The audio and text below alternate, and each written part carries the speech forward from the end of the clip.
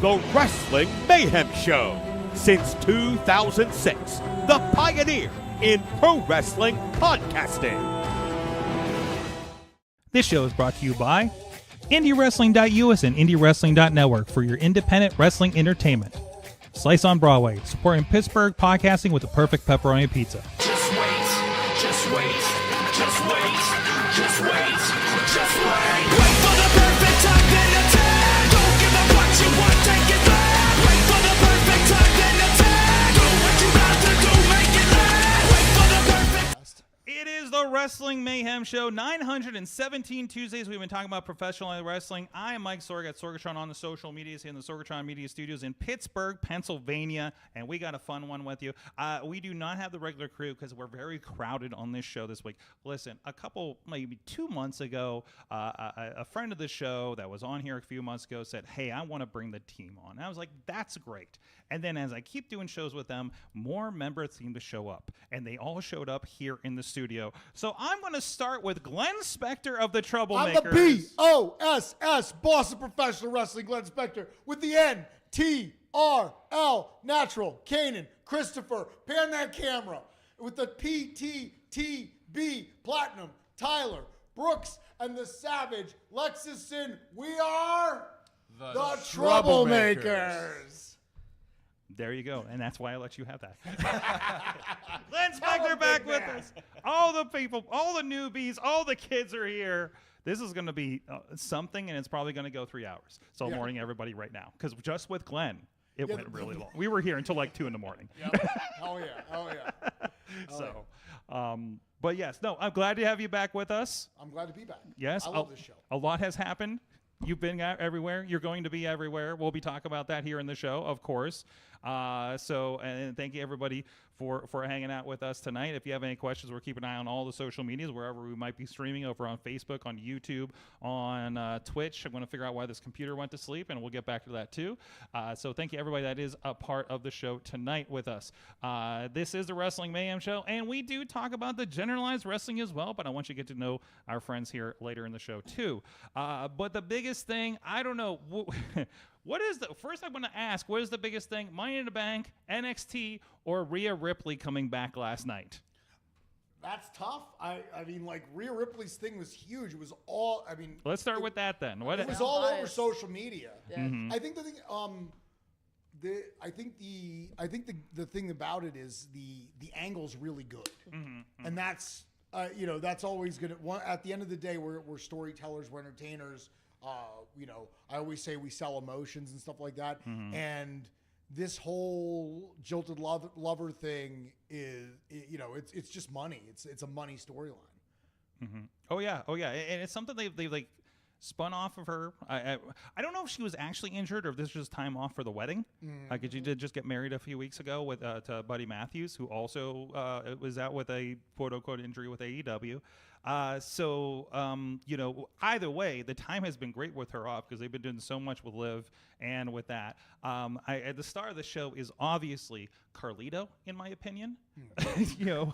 Very subtle, but just there's a room key there and everybody's staring at it. And he's just like, that's cool. And you're like, no, he's like their like new R-Truth. Yeah, But they actually let him into the clubhouse on purpose. And he's kind of had a real revival of his career because of it, which is pretty cool. Yeah. I don't want to talk out of turn. Do you feel like it's almost like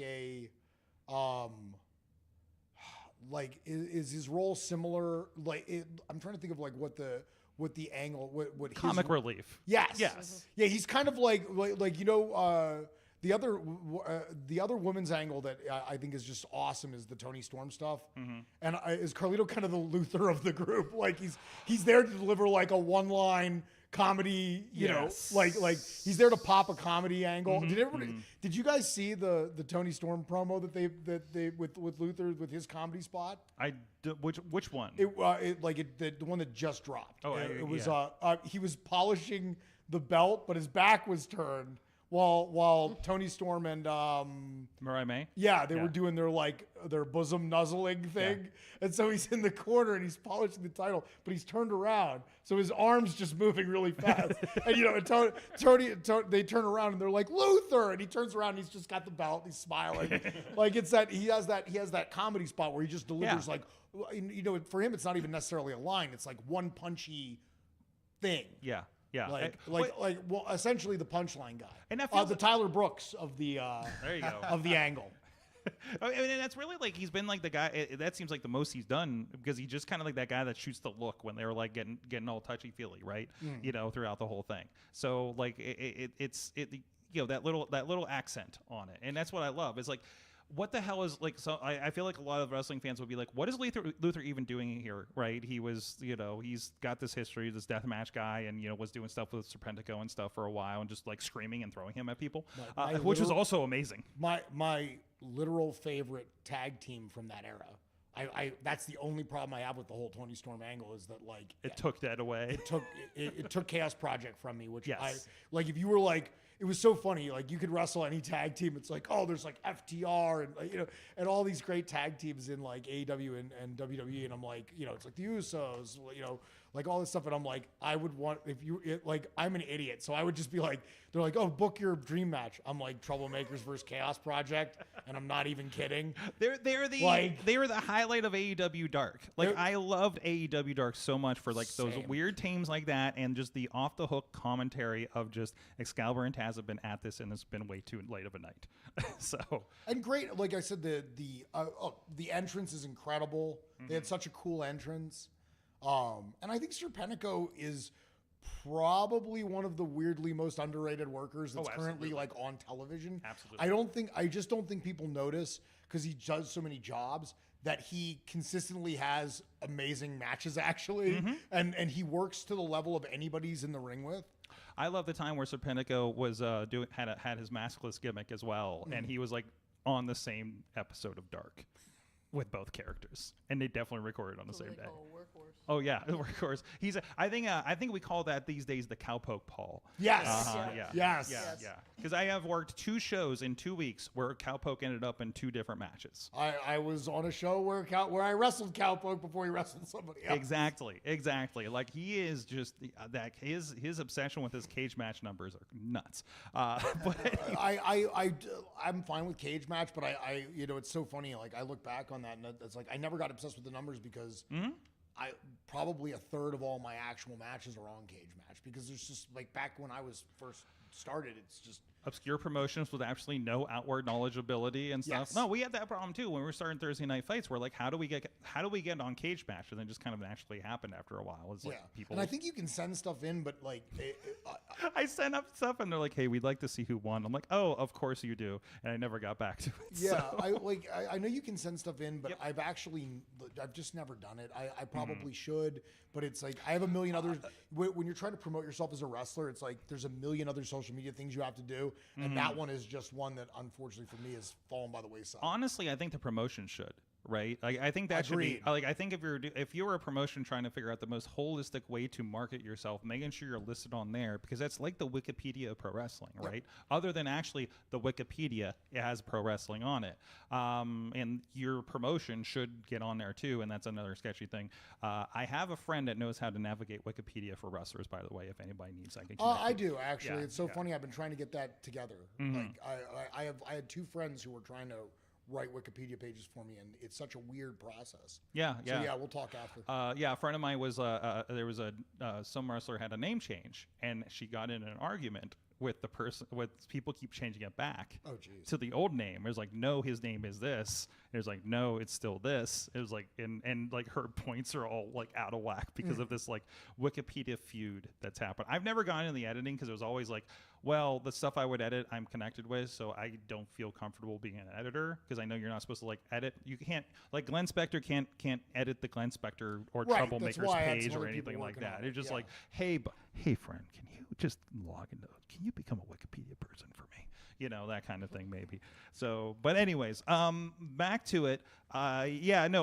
So last night, I think we were talking before the show about the stretch angle, the stretch segment that they did, and everybody peeking like Scooby-Doo style around the corner. It feels like a throwback to the Trish Stratus Triple H, like I'll show you this move. This is like these guys may be a little tiny bit too young to get this, but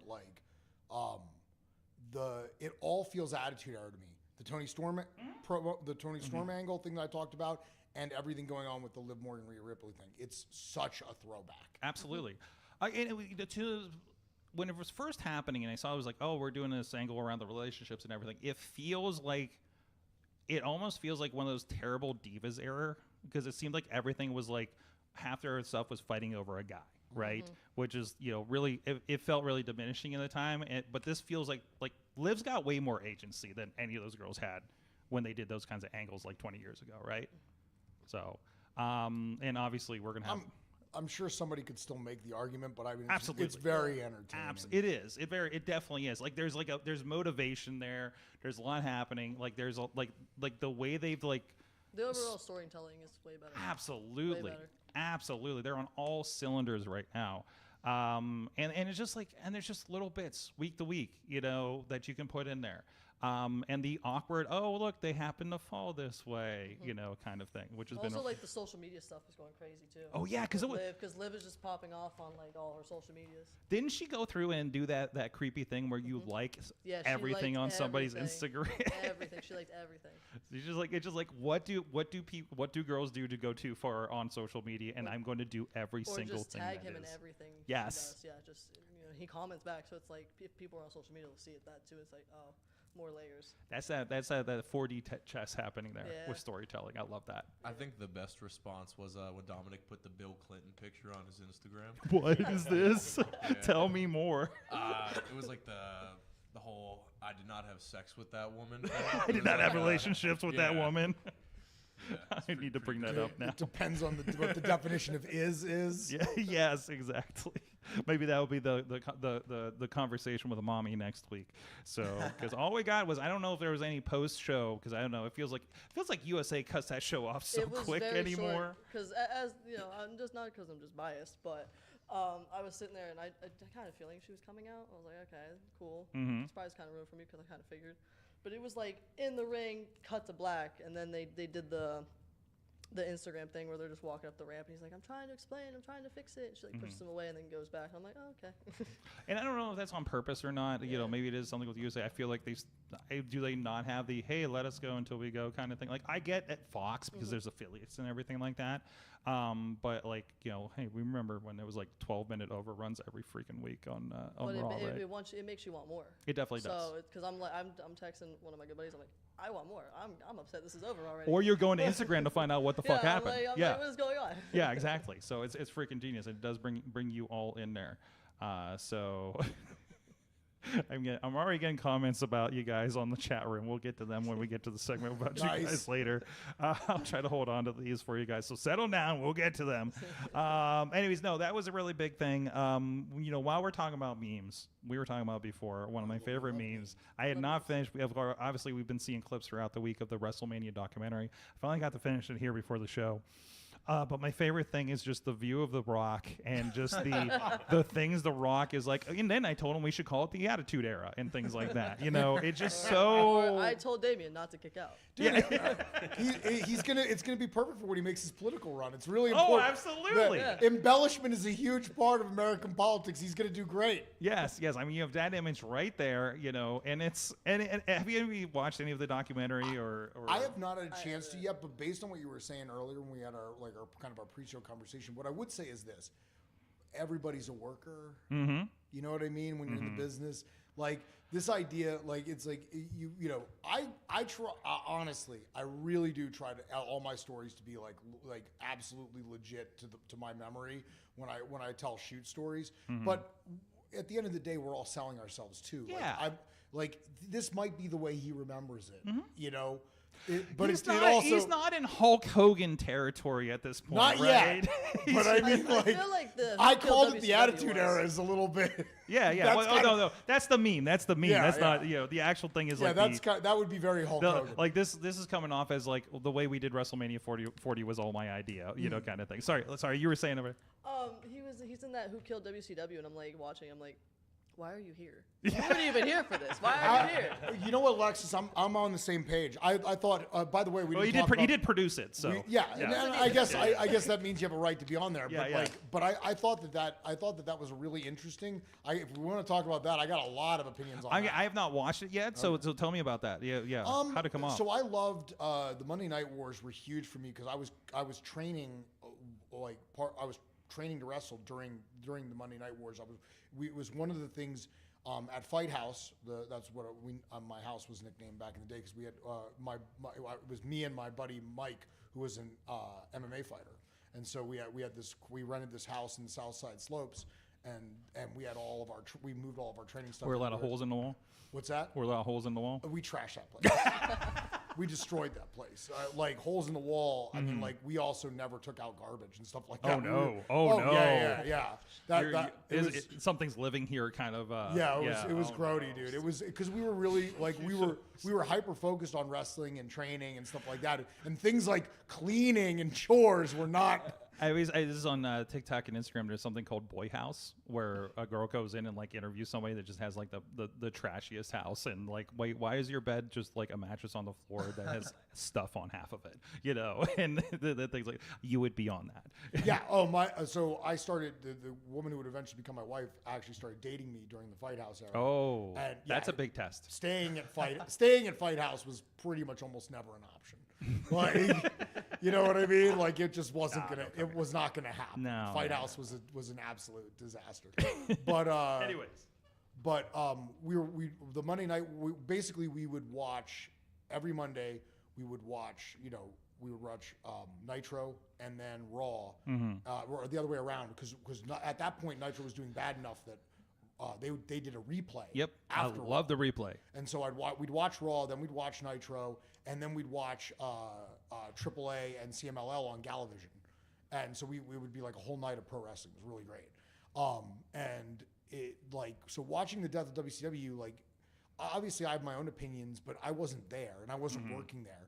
The part for me that was the only part of it that was so troubling for me was I was walking into a business I was about to debut, and there was already a big place where you could actually make money and make a living doing this. Gone. You know what I mean? Watching it, I thought Booker T was probably one of the most honest in terms of at the very end, after 4 or 5 episodes, however long it is, they asked all these guys like who killed WCW, and everybody's kind of like, well, it was like this combination of like nobody wanted to like point the finger at anybody, and Booker T is just like Eric Bischoff was the money man, it's him. And it was like he just said Eric Bischoff like flat out. Like whether you believe that or not, and I think there's some argument to be made that they just the station didn't want them anymore. Yeah, that was literally there was new management, and they simply did not wrestling. It was a I don't know if they cover this in the documentary, but I've read books, seen documentaries over the years. It was they despite WCW was still making very, very, very, very good ratings for cable at the time, and they're like, this is not what we want our station to be. Yeah. So at the end of the day, and they also shoved, one thing I didn't know was that they shoved a bunch of corporate debt onto WCW that wasn't even theirs. Yep, the structure was theirs. They never got the money for the pay-per-views. That wasn't included with what WCW. So when you talk about like, oh, they were losing money, they were not getting a net positive off pay-per-views. Yeah. They were putting expenses in and then nothing. But I do think there's something to be said for and one of my favorite books from back in that era was the guy who did WrestleCrap did a book called The Death of WCW. That's one I read. A lot of numbers. Great, really cool book. And I do think there is something to be said for the show just not being very good. And at the end of the day, if your show's not good, no one's going to pick you up afterwards, stuff like that. Like it, despite the ratings the show was doing, it was in some sorry shape by the end. Like I remember watching it and being like, geez, it became kind of a night and day difference. You know, the one thing you could always count on with WCW though is that cruiserweight, the opening was always going to be a good cruiserweight match. Absolutely. So aside from that, we'll talk a little bit more about what's going on with WWE. Maybe a little bit. We actually do have a voicemail from one of our longtime Patreon supporters that we're going to listen to here on the show. And I realize not everybody has headphones, so this might be a little bit awkward. So we'll just crank those up for everybody in the room a little bit and go from there. Right. There you go. At least two of you will have an opinion on it. Sorry, you two. Just tell us what it says, I guess. We'll fill you guys in. Just take context clues, I guess. All right, I'm excited. But in the meantime, I want to thank everybody that does support the show. Of course, we do the, actually, if you are on the Patreon, you got a notification about 15 minutes before the show that we went live, and we were kind of BSing a little bit and having a little bit of a show before the show. Some of these things that we were just referencing in these conversations. You can hear how we kind of got to those. And of course, you can join us here live for the Patreon recording afterwards as we're doing that. Of course, you get that only if you're at patreon.com/Wrestling Mayhem Show on one of the tiers. And thank you everybody that does support the show. First of all, our friends at the fan show level, Bo Diggity! Woo! Nobody else knows the spot here, so it's just me. It's just me. Sorry. Is it like an Osaka Pro spot? Yeah, it's kind of everybody else is supposed to woo and everything like that, and then like we say good times, and he's like good times at WrestlingMayhemShow.com. You know, for the email address. It's okay. It's okay. I need like a prep guide for guests. Team Hammerfist down in Florida, Tupac family, Megan Nelson, and Bubba Brewer, our newest Patreon supporter over there, because I think he wanted to know what I said about the sound guy a few weeks ago. Poppy Club level, our friends Dave, Profod Podner, spouse of Roosterly Affair at roosterlyaffair.com. Yes, you can make me say whatever you want for your name, including a plug. Rats in a Trench Coat, Tony Kincaid, and at the Pizza Club level, The Riz, and at the manager level, Bradley. Thank you so much, everybody does support the show. Patreon.com/Wrestling Mayhem Show. Dude, he's a good read, isn't he? I've been doing this for a while. I said that the last time I was on the show. I'm like, damn, this guy's a good read. Yeah. I've been doing it for 900 episodes, so It better be good. And I probably said these things. I've been saying Bo Diggity like that for at least 10 years. Anyways, speaking of Bo Diggity, I think I have this all queued up here. Let's see if this works, and I'm going to pull it up. No, we did have we talked about Forbidden Door, and actually before I pull this up, I didn't know if anybody has seen Forbidden Door. I thought this was going to be a question about should there be a Pittsburgh Forbidden Door? I think it is already, yeah. But anyway, so it's about Forbidden Door. I didn't know. Anybody, if you guys see the show, have any what was your takeaways from that a couple of weeks ago, or even what's happening since on AEW while I'm queuing this up? Kanan, say something about Forbidden Door. Yeah, you've said nothing this entire first segment. I'm putting you on the spot. Speaking of the mic. I mean, I think Forbidden Door's good, man. And that's the kind of hot opinions that we want on this show. He's the muscle, all right?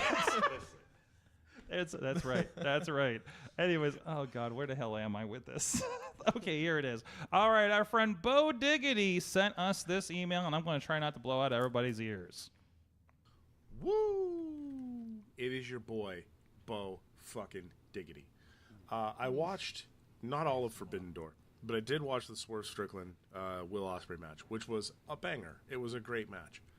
But it really nailed home the point that Jim Ross, I love you, but it's time. This ain't it anymore. Listening to Jim Ross try to call that match was painful. There were a number of times where he's talking and just it did not fit the flow. It wasn't like this is a fairly fast. There were some fast-paced moves. There were also some slower segments of the match to try and, let it breathe a little bit. And Jim Ross just could not form sentences. It just was not there. Mm-hmm. The number of times during the match where I said, "Shut the fuck up, Jim Ross," was it more than 3. I think it's time. We appreciate everything that he's done for the wrestling industry. But it's time. And this isn't even like a Michael Cole situation. It's just he doesn't seem there. And you have Excalibur, who's great. You have Taz, who's Taz, but is still like involved in calling the match. He still understands how a match should work. I dislike sometimes that Taz kind of calls it like he is a former professional wrestler watching a wrestling match, talking about how a wrestling match works. Mm-hmm. When you give a move like that to a guy, it feels like he's pulling the curtain back a little too much. But it just felt like Jim Ross is just not really part of the conversation.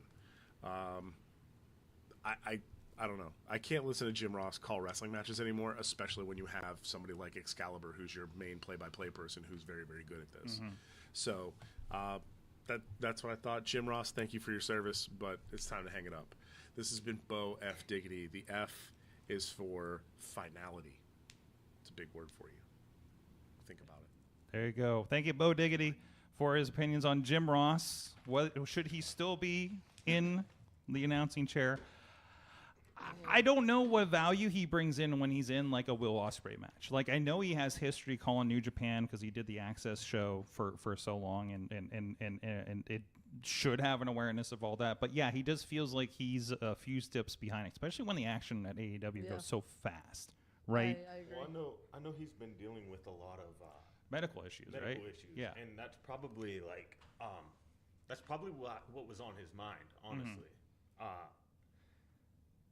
Do I think it's time for him to hang it up? I think that's on him and AEW to decide.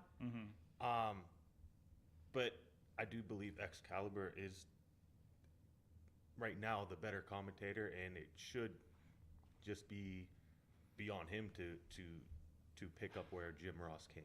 yeah, and they've really diminished. Like, Jim comes in for big matches. Like, I think he was only on couple matches, maybe at Forbidden Door for pay-per-views. I can't. Well, he's been off because of his medical issues. I think it was his first time back, and I don't know. I don't recall that he was included in any of the shows this past week after Forbidden Door. So I think they're definitely lessening his schedule. I mean, I think he's just there because Tony Khan's a fan, you know, and he does bring a little bit of name value to it, but beyond that, I don't think he's bringing much substance. Yeah, it's tough because, like, I'm never ever going to be the And guy. I love Jim Ross. What's yeah. that? And I love Jim Ross. Yeah, same. As a I whole, mean, like, over the years. I'm never going to be the guy to tell somebody when it's time to hang No. Like, I would be so hypocritical to as a guy who's made a huge comeback. Like, I like, you never know what somebody's got left in the tank. But is his performance right now like super good? Objectively, I think he's lost a step for sure. I think I'd be crazy to not say that. That doesn't mean he's still not good and whatever. Very political answer, of course. Just in case. But in all seriousness, I mean, anybody who's watching that show and doesn't think Excalibur's the future of play-by-play is out of their minds. Like, I mean, Excalibur's not only the problem is it's one of those things where he's also a student of the game. He's he's a very educated, not just because he wrestled, but because he really gave a crap about what goes on in a ring. And so he's one of the best at play-by-play anyway, just because you can tell he knows all the he knows all the proper names of the moves. Like it's that kind of thing. It's hard to compare him because in some ways he's a better play-by-play guy than a lot of guys, even in their prime. It just depends on what you like, Yeah. There's I mean, who's your favorite of all time? That's where it gets like that. Kind of gives you some indication of what kind of style you like. Like, yeah. I'm kind of a Joey Styles guy. Like, I'm with you, but like I don't think dropping Gordon Soley on an AEW product in his prime would make much sense. You know what I mean? Like, I think Excalibur brings a style. Tony has adapted very well. I think Tony Schiavone, and I think people are up on, because obviously AEW is that that Ring of Honor, New Japan, strong style. Guy's gonna maybe get up from a pile driver kind of thing. Love that or hate that. That aside, but that's a different animal than obviously what they do on WWE, on a lot of other promotions like an NWA or anything else. So, like, I think that takes a different muscle to sell that, if that makes sense. Well, it's funny that you brought up NWA. I can't even remember. Tim Storm sometimes does commentary, and he's great. Sure. Because he's a really good wrestler and an experienced guy. But the rest of their commentary team's pretty great too. Like, what I like about NWA's commentary is it's not distracting from the actual show. Right. That's kind of what I like. I like listening to commentary when I watch wrestling. So you're not a fan of Pat McAfee's? I just don't. I mean, that is just a wrestling fan on the mic. Once again, it's like it's like I got to be a little bit political here, but like there's definitely I would say it's not my preference. Okay. No, and that's understandable, and it is. It took a little bit to get used to, but I kind of just love seeing Michael Cole have fun at this point after all these years. Like that's kind of like endearing to me. I think how you said with Carlito, he's kind of like the comic relief. Yeah, and even in serious situations, I think he brings like the comedic side of it, and I actually really enjoy Pat McAfee. Yeah. I like his little play-by-play thing where he's like still freeze frames, like right here where he messed up. Yeah. Oh. It's actually that's a lot of fun. I like that too. Yeah. There's little bits. He does a lot. Maybe you don't like your announcer jumping on a table and swinging his arms in the air. I don't know. Or there's just times when and this goes for a lot of different people doing commentary. It's not just him. Like, so I'm definitely not picking on him. There are times when I just don't think commentators should ever be distracting. No. What's going on? Taz actually, and I have nothing but respect for Taz. He was a huge fan during the ECW run when I was a kid watching ECW. Like, but that's actually like one of the things I don't love about Taz commentary is that sometimes it becomes kind of about Taz, in my opinion. And I would prefer it to be. Once again, when I watch wrestling, I want the commentary to complement what's going on in the ring, not distract from it. Absolutely. Now they do go. The thing is, most of the clips you see of them going really off are from the international feed because that's where Botchamania is watching. Because when they go in picture, they know they're not on in America, so they kind of loosen up a little bit. I always wonder about so that too. That's always fun. That's an interesting spot. So like that little bit of that's why I kind of love watching the international feed through. I pay for it, so I can say that. But take a swim over to the UK just briefly and watch Dynamite and come back. It's fine. But it is like a little bit of that. Like they'll go off about something, laugh about something that they just said on the air or something. And but it's fun. It adds a little bit of fun to it, a little bit of dynamic. It mixes it up a little bit because picture in picture they're not quite doing too much anyways. Yep. So. And I don't blame Taz or any of these guys for doing that thing because honestly, once again, it's a business. This is the Taz being a constant feature on Botchamania keeps him relevant all the time. He'll always be in demand because, dude, Botchamania is huge. I don't even think it's funny. Sometimes an indie wrestler will show up on that, and I'll be like working a show on them. And I'll be like, oh, it's so awesome. I remember this happened with the Rad Boys. It wasn't anything they did wrong in the ring. It was literally they were in an eye on the table spot. There was tables that just wouldn't break. Yep. And when so I show up to a show and it's right after this happened. I was like, dude, guys, that was so awesome. And they were like, Braden in particular was like really downtrodden about it. And I was like, dude, no. Like, I was like, you don't understand what kind of opportunity this is. The eyes that are on that show are huge. And I was like, you guys were in the best kind of segment because it wasn't these guys are buffoons. It was this piece of equipment wouldn't cooperate. Yeah. Like I was like, it's the best possible way you could like any kind of publicity in that regard can be good publicity if you work the angle properly. But I felt like that was like a really good opportunity because it really wasn't their fault. Yeah. You know, because most of the eye on the table spots aren't the person's fault. It's because No, it just something goes weird as a bad table, whatever. Yeah. I remember when it happened. I was like, dude, you guys are going to be on Botchamania. This is going to be so great. And they did not seem happy about it. I'm just like, oh, do I send this in? And I was like, no, this will be a net positive for them and everybody involved. And yeah, I'm glad you had that conversation with them because I was really worried that I wanted to turn his attitude around on it because I was like, guys, I would literally pay money to have that segment. Yeah. Because you did it's not just nationwide. Botchamania is kind of global. It's international. But that guy is in England that does it. So, no, absolutely. I mean, and that's the thing that you see. Like the Spanish announcers, I think for AEW last week said "We are the table" or "I am the table" or something. Everybody references it. Everybody knows it. Excalibur said it on the show, from time to time when something doesn't break, right? Like this is like it's part of the damn culture. Right. And if the guys fell on their head or something, no, I'm not fucking sending that in. Right. Yeah. But it was like, okay, you guys are good. Nobody got hurt. It was fucking crazy. The announcer went way overboard on it, and to the point that Matthew went in and drew animations, as he said, it's the John Cena of tables and all this kind of stuff. And I was like, you made a viral moment, and that is fantastic. You know, so yeah, but it was good for them. It was good for VCW. Absolutely. It is a.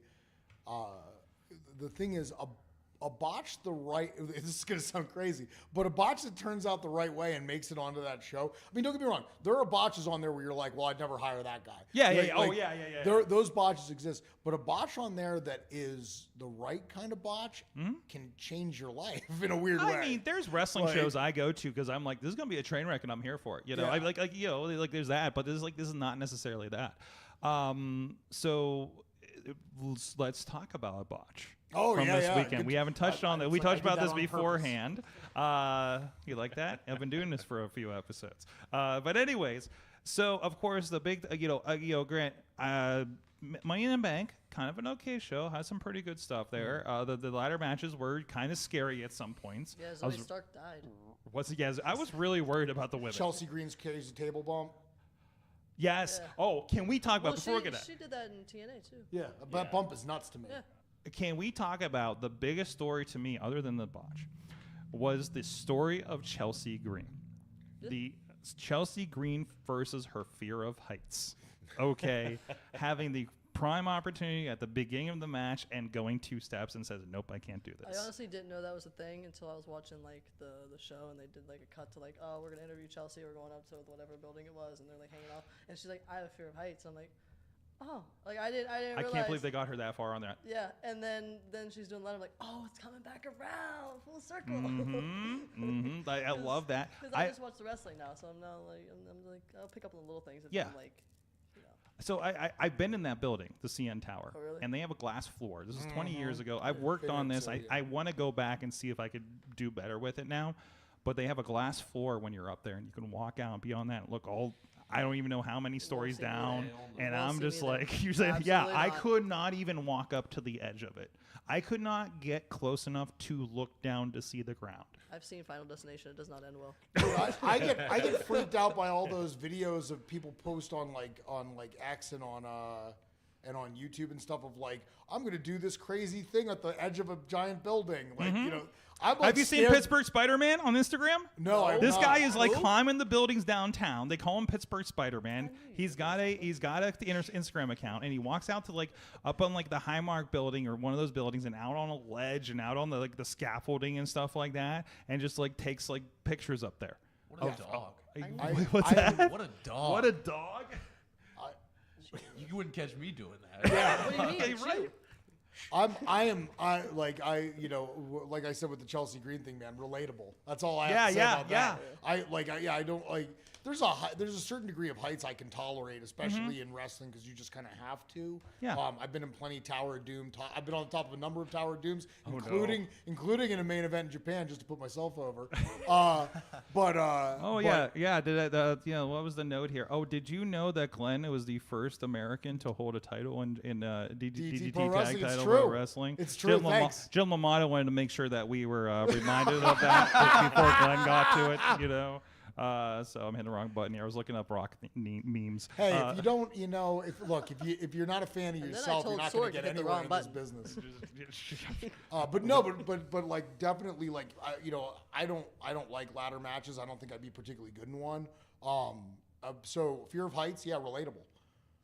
Which is kind of makes a great wrestling angle when the rest of the fans kind of get it too. You know? Oh, I was texting my one friend who's like literally can't go over 2 steps on the ladder. I'm like, she's doing this and this, and she's like, it's me. Like, yes. And it ends. I'm like, I don't want to tell you how it ends because it didn't. Like, she conquered it. Yeah. And then something terrible happened. That's kind of been her gimmick. Yeah. Like she gets a little bit ahead and then just kind of gets sabotaged herself. Like, and she got so close. Like she was on the thing unhooking it. Like they let her get so far with that thing. Until she got dumped in those tables. Tina in Seattle saying it's not that she has fear. She lost her way in tapping into her reclusive side. I believe that was her character in Lucha Underground. So there might be a little deep-rooted thing there. So, yeah, no. Anyways, okay. back to the botch. We took the wrong way around here. Keep taking all the detours. All the detours. Welcome to the show. This is what it's amazing that we stayed on wrestling for the most part.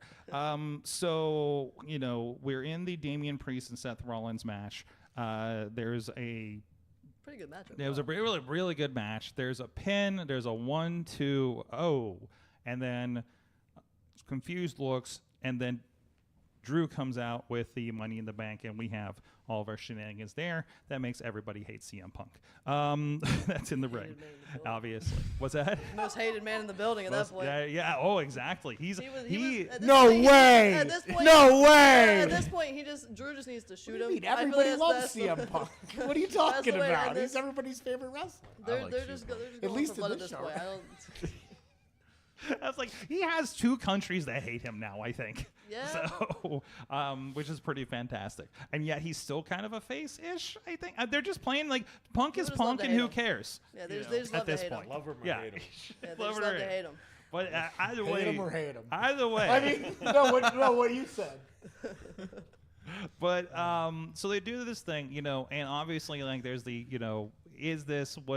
Bubba Ray was on Busted Open saying it looked like he was knocked out. He was doing a weird thing with his finger. That seemed like a sign that he wasn't all there and kind of testing himself out.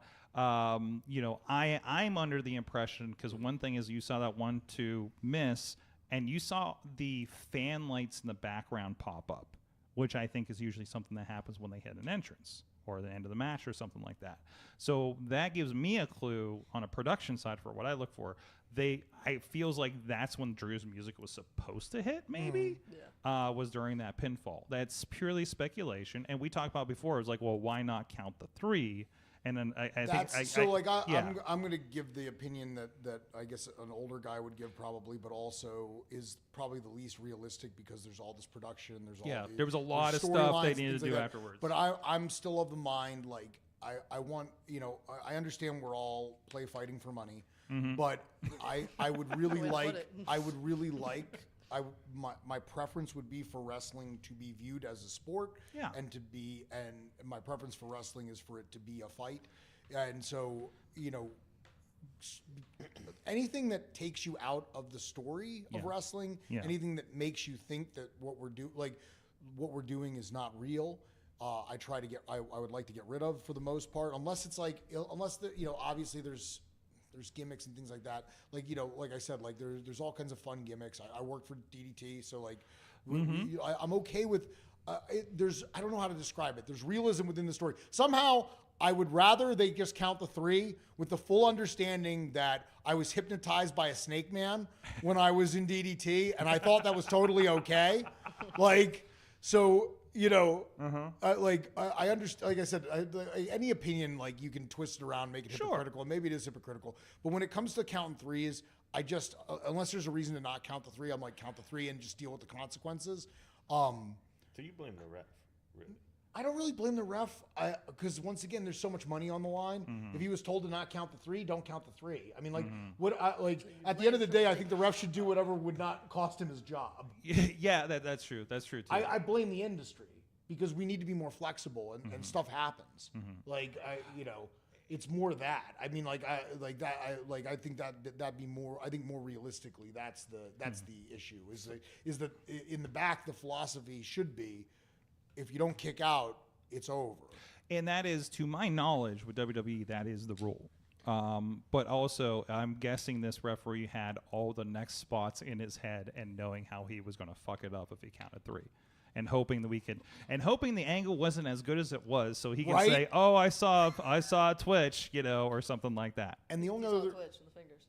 The only other thing I'd add, and I want to hear you guys' opinions on it, but like the only other thing I would add is, as like looking at the bump, just talking the bump specifically, to me the bump looked clean. It looked it looked fine. And here's my opinion. That's not Rollins' finish. So what stopped the knee? Wasn't it? It was the Falcon. Okay, that's right. So what stopped Damian from kicking out in the first place? Good question. Yeah. So, like I say, Bubba Ray was talking about how he was suspicious that there was a knee that might have caught Priest and maybe knocked him out for a moment. There's a good note from Tina in the chat room that this is the same referee that was in the messed up main event to WrestleMania 35 that got fined for it. Remember that awkward finish with Becky Lynch and Ronda Rousey? So there's a history there. So that's interesting. But I don't know. Maybe pressure point, big storyline that's obviously setting up for very big things here coming up. So, and it's it's something that happens, and even on the biggest shows. So like I'm very we've all seen it in the last several months, especially big production mess ups with WWE, AEW. AEW still, I feel, is a younger video team figuring things out. WWE has a lot of new ideas they're trying, and sometimes they don't work, and they've admitted that in press conferences, right? Yeah. So like, but at least they're trying. Yeah, they're trying, and like stuff happens. Another reason to not have press conferences. I enjoy their press conferences afterwards. I think press conferences should be worked. That's just me. Yeah, I agree. It is. It does feel like at this point we're doing the talking to the cast of Walking Dead after Walking Dead aired. Yeah. With this, which we're having Talking Dead now. I don't completely hate, but but then like you get this weird middle like softball question in like. I don't know if the press knows they're supposed to be asking questions in character or not, and then somebody asks about a lawsuit out of nowhere and makes things uncomfortable. Which we've had long conversations with journalists on this show about what they should be doing in those situations. At that point, do you feel that I know some of them are out of character when they're at the press conference? Like I know Roman Reigns is a big stickler. He's like, if you're not going to acknowledge me, you can leave. Mm-hmm. Do you think they should stay in character at that point and like? They can answer the question in their character in a sense. I know some of them are like not in their characters at that point.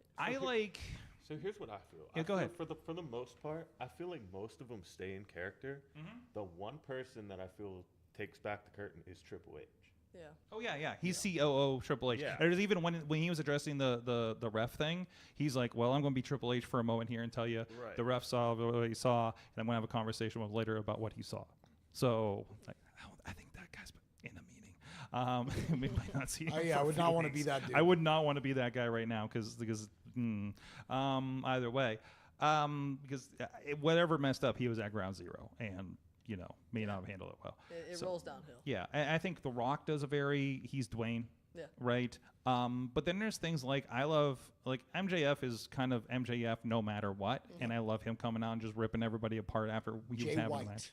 Jay White is very good at that, yes. He is in character. I love it. Tony Storm coming out and just reading questions and making... calling out Wendy Richter. Yeah, calling out Wendy Richter and making Tony Khan wear the most ridiculous hat and glasses for the duration of the press conference. Like, those are I love those.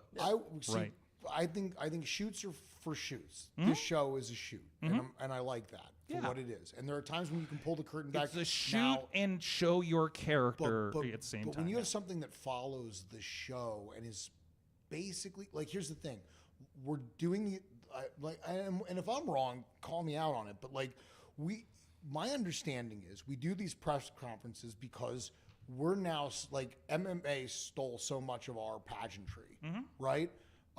And it was smart to do, and I don't blame him at all. Okay, so MMA took kind of the pageantry of pro wrestling and added it to their show to get more eyes on them, and it's worked. Like, who are the most over MMA personalities? The ones who act like pro wrestlers when they're not in the ring. Yeah.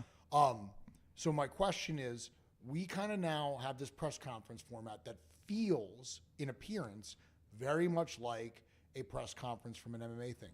So why is it not a work?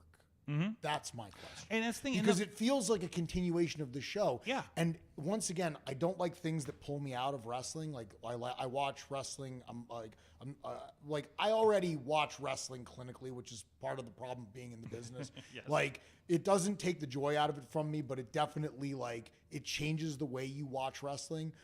And it's even worse to watch a press conference and then have somebody be like, do you think you should have put over whoever instead of and then have these fucking reporters talking like they're in the business, and using insider industry terms and stuff like that, which, don't get me wrong, it's all exposed. Everybody knows it. Everybody, anybody that's listening to the Wrestling Mayhem Show, when I say work, knows what I mean by work and kayfabe and all that shit. I totally understand that.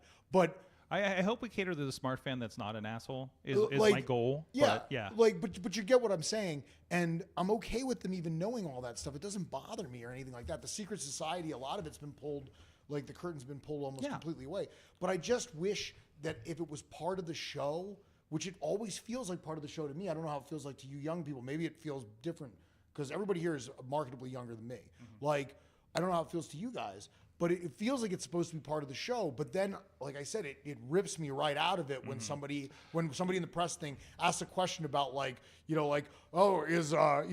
is X person like extra stiff on punches or something? It's just like, oh my God, shut up. Like, is AJ Lee coming in? Is what do you think about the Vince lawsuit and stuff like that? No, it's not like you kind of miss the controlled environment, and especially a show where you had Drew McIntyre come out on the set and flip out and elbowed Adam Pearce after what happened, which became part of the storyline as part of that post show. So like you're but also they want it to be again watching the documentary on WrestleMania, they want you to not know what's real, and they're doing that slide against. But then you go into the documentary, and I literally like hearing him talking to a production guy who's like, "Oh no, this entrance is great since you're doing a heel thing, like to The Rock," which I've never heard. I can't remember the last time on like an official WWE production I heard the term heel. Right, heel and face. Like. Well, Kevin Dunn's not there anymore. Well, there's that too. You don't have to Things worry are a little about that. looser about that, right? So, but anyways, yeah. So I don't know. Like, yes, there needs to be a distinction. I don't know what the rules they set out for it are, and some of them, obviously there's some characters that are like, I'm always going to be the character on camera. MJF, Tony Storm, for instance, right? Like this is how I'm going to present 24/7, that old school kind of way, which you can appreciate. This was a number of shows ago. I want to say it might have been like the first Forbidden Door, but like I said, like Switchblade Jay White came out. And he was just Jay White. Catalyst, right? And I was... The Catalyst conversation? Yeah. I was super stoked because I was like, this guy gets it. He is not, he is not going to bend to this. He is just going to be him. And I was very entertained by it. And I think it's, because then you get those awkward questions where people are trying to pull a real answer out. And, because I think, like, we've done this with these interviews where somebody a little too in character, and it's just like, I don't know. We don't know. That's not what we're navigating. Somebody like Jay White is very good about still throwing that MJF too. Although MJF's a little easy, just calls somebody a fucking idiot and moves on. But that works for him. Right, in his character. If I can, and like I said, this is now getting into it. It's a kind of we've diverged again, but it's a fun conversation. But I don't want to take this too much off topic if you want to stay on it. But I can remember the one that drove me insane. This was an AEW one also. They had Swerve, and it was when Swerve and Keith Lee were tagging together. They had won the titles. They later defended the titles, and I'm trying to remember who it was. It was a specific title defense. After the defense, one of the reporters was like, "Do you think actually with the crowd response, you should have called an audible and put these guys over?" I remember that. Yeah. And I was like, "All right." I literally would get up and leave. Yeah. Like Keith Lee should have been like, Keith Lee's like apparently the nicest guy on earth. Like, but like I wanted Keith Lee to be like, "What do you mean put who over?" Like we won the match. We wanted to win the match, so we won the match. Like, you know what I mean? It was such a crazy question. The audacity of it really pissed me off. Yeah. Like, whereas in this setting, if somebody asked me, I would be cool as a cucumber about it. Yeah. Like, but in that setting, which the belts are in front of you, once again, like, I don't know. I like good storytelling, and I felt like it fucked with it's the context. It's context. I remember there was somebody that we all know here told me about a story about they're a bad guy at the one promotion, and like somebody came up with a kid. I know this story's going to get back to him. He's going to message me. And they were like, "See, he's not such a bad guy here when he's not in the ring." And then he turned to him and says, "Fuck you, yeah, I am," and like walked away, and didn't give him an autograph, like that kind of thing, because he wants to be hated in that building, in the context of that building. And it's also very weird to go somewhere else and see him be a good guy. It's very jarring because he's such a hated person in the place that I frequent. And again, it's that context. It's that kind of like, you're in the building, you're still this fucking character. Like, we are still in this world, we're not the Walking Dead after show yet, where I'm talking to Steve that played Jim on the show or whatever, right? So I can't remember any of the Walking Dead characters, but right now, but I know Rick and Daryl, and that's about it. Yeah, there's Daryl, there's Glenn, there's anyways. So other than that, so let's boil this down. I think we've had a fun conversation here about Money in the Bank and everything going on there, but let's get into what's happening a little more locally. And thankfully, you guys can see what's going on in a lot of these cases. You can see. Listen, sometimes you go to IndyWrestling.us and you notice a lot of names on a lot of shows that pull up like they are in Cage Match. Like, I don't know, Cowpoke Paul comes to mind. But now the Troublemakers are starting to get to that point where you're just like, yeah, they're on this show too, on the IndyWrestling.us and Indie Wrestling Network. And, of course, all those you can see on there. Coming up, we are going to have the APWF show as soon as I get a minute to edit it. And you can see how that shook out here with the return of Bubba Brewer's show. Really fun show down in Indiana. And, yes, we did announce this past week that IndyWrestling.us will be working with APWF on future shows for production and release as well. Our new friends at Neo Pro Wrestling, the first 4 shows of their history from 2023 are now up on the network, and of course that also does include VODs and over on the YouTube membership, so you can see all that kind of stuff. And of course we do have the live shows coming up. Of course this week, free 880, our Thursday night fight shows, and then we're going to be doing another show. I think it's Marco Narciso's Sizzling Summer Nights. I watched the promo video, and I thought I was filming a wrestling show. We'll find out if I still am. Somebody said that one of our friends from our sister podcast, A Gay in His NB, said it looks like gay Mad Max, which I'm also kind of here for. So whatever happens, whatever happens, I'm here for with a camera. Just make sure I put a little asterisk in there. But no, all that kind of stuff happened. And of course, last week's 4th of July show in one of the most bizarre settings I've ever seen, where it was surrounded by boats. There were punk bands playing between every set of 2 matches. It was so interesting. There was a wet t-shirt contest with the dudes mostly, there was hardcore, there was explosions, I got hit by a firecracker, and I got hit in the head with a hockey stick on the 4th of July. How fucking patriotic is that? And I was the camera guy, so go check that out. It is nuts. Jamie Jamison debuting with 880 Wrestling, Jack Pollock and Frank DeVille in another hardcore match, a street fight, or Donnybrook, I think they called it, Diamond Beach Donnybrook with the Dangerous Snakes crew who joined us last week on this show, and the 4th line for the 880 Tag Championship. Really good stuff, really fun stuff, and of course 880's got a lot of fun stuff happening this weekend. And of course coming up also, RWA has a show next week. Crazy Steve will be returning against Gianni Michael Enrico. Wow. And so much more. 2PW next month. VCW returns. You can check out that last show on there, including Cowpoke Paul coming away with the VCW championship after that last show. So a lot of great content there. A lot of great coming up. Top Rope Tabletop will be this Friday as well. Check that out for free. Sponsored by Drawbridge Games, which I got to make sure I get the plug here. And since who'd he ever be? I don't know. Maybe you'll see somebody who's familiar if you go to Drawbridge Games in Castle Shannon. I don't know. I need to get up there. I need to check out the shop. That's pretty cool. I'm a little biased, but it's a pretty great place. Pretty great place. I saw you pop when I mentioned it. I just stopped by recently. It was a fun time. There you go. There you go.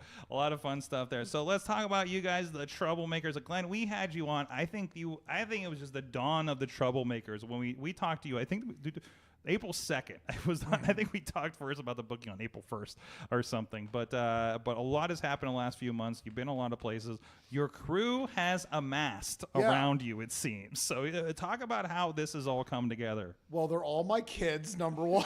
Okay. So, yeah, it's crazy how it all turned out. These are trainees. You've trained all these. Yes. Yeah. Yeah. It all really, gosh, I mean, it all worked out. Do you want to know what the origin story of the whole Troublemakers thing was? Sure. So this is really funny. So if you can allow me to tell a story, I don't even know if I've ever explained this to you, Canaan. I don't think so. So it's educational for everybody. I'm gonna put my kid over.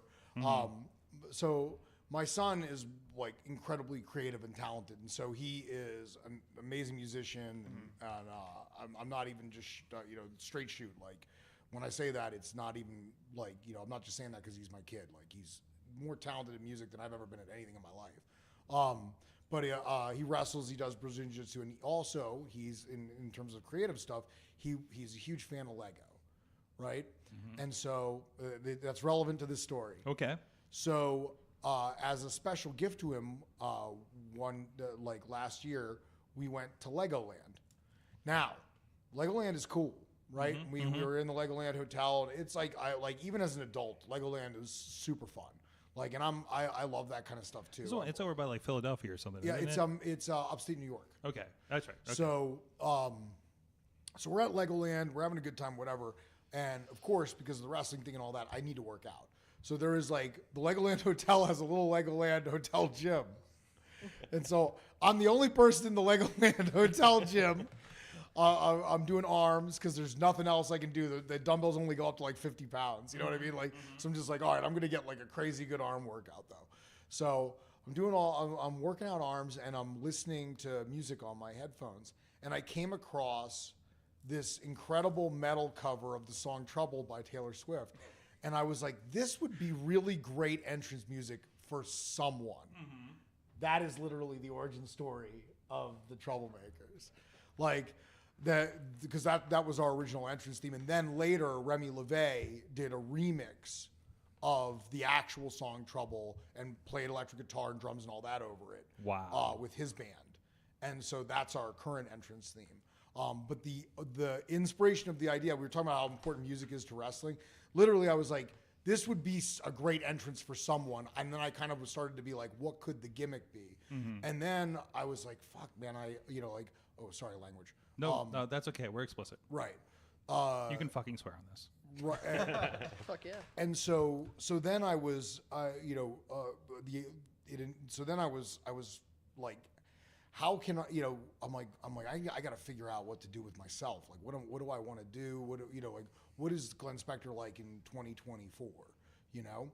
And I just grabbed Canaan. We were at practice. And I said, do you want to like do some tag stuff? We're just practice some tag team wrestling and work on some tag stuff. And then it kind of just evolved out of that. We just started tagging.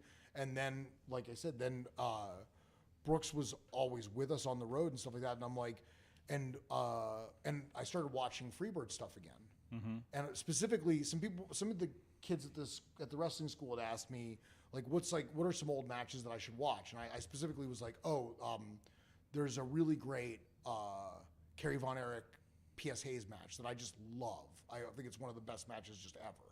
And I was like, oh, the Freebirds, Freebird rules. And then I grabbed Brooks. And then obviously there's so much women's wrestling. Now I'm like, we'll grab Lexus too. So now we got all the bases covered.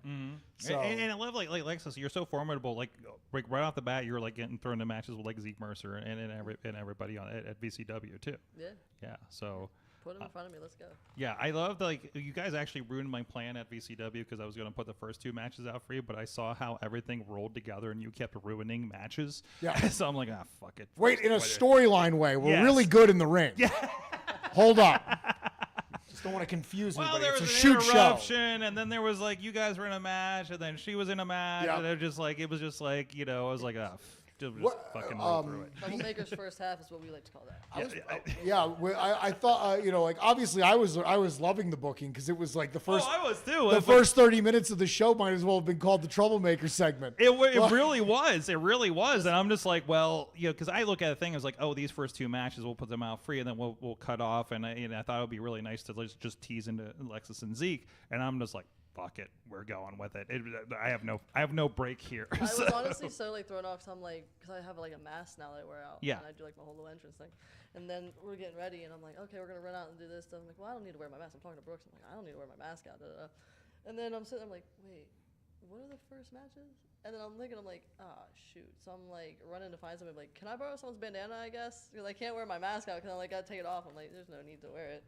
So I was like, it didn't click that. I'm like, 1, 2, 3. Oh wow, okay. Well, we're the first half of the show, I guess. Yeah, pretty much. I think it was you, another match, and then like we had a hardcore match. It's kind of like I hope you know what you're doing because we're not gonna have any time to talk about anything else. Just get it.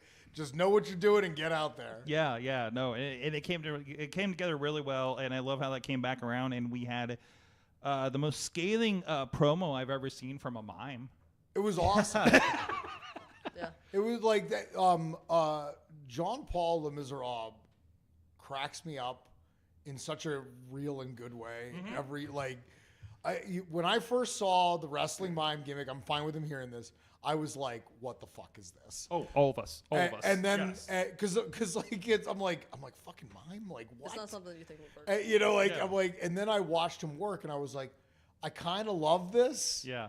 Like, Well, also, it wasn't the first match you saw, because we talked about how you debuted on the one show, and there was an evening gown match, like a 3-on-1 evening gown match. Right, that all involved guys, which was just a mime, a pirate, and like 2 mountain men kind of thing. Which, which I'm literally like switching the show, and I'm just like, you can't fucking write this. Yeah, well, that's what I said. I said, if you, I mean this with all sincerity. I've said it a million times. Like VCW, I like being a part of that team because I think it's the most creative promotion in the tri-state area in terms of booking. Like, I've heard your locker room speeches. Yeah, well, you can't avoid them. No, I can't. You're down the hallway, and I'm still listening to it. I second that. Being in VCW, like I see a lot of creative freedom there too. It's just honestly, no 2 matches on that card are ever any like if you're like, oh, I like hardcore wrestling. Just wait long enough. You're going to see one of, oh, I like comedy wrestling. Just wait. It's coming. Mm-hmm. Oh, I like super technical wrestling. Don't worry. We got one of those on there too. Mm-hmm. Like it really is a carnival show of wrestling where it's like every genre you get something. But I feel like it fits really well too for the structure. Like it's not overcrowded. Yeah. It's not shocking to go from one to the other too, right? It flows really well. It's weird. Yeah, and one of the bigger rosters between Beastman, Congo Kong, Super Oprah frequently there, Madman Fulton popping up every once in a while. Like, and there's imposing figures coming in there. That's really cool too. Wrecking Ball Legursky was there. Yes, I'm a big fan of. So obviously, like really cool things happening there. I know you're also popping up at 2PW, which has been, there's a lot of younger talent there. That's kind of the place for a lot of people to kind of get their foothold.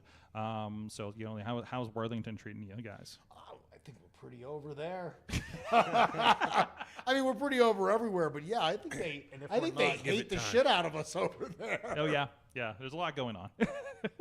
Yeah, if we're not over yet, give it some time.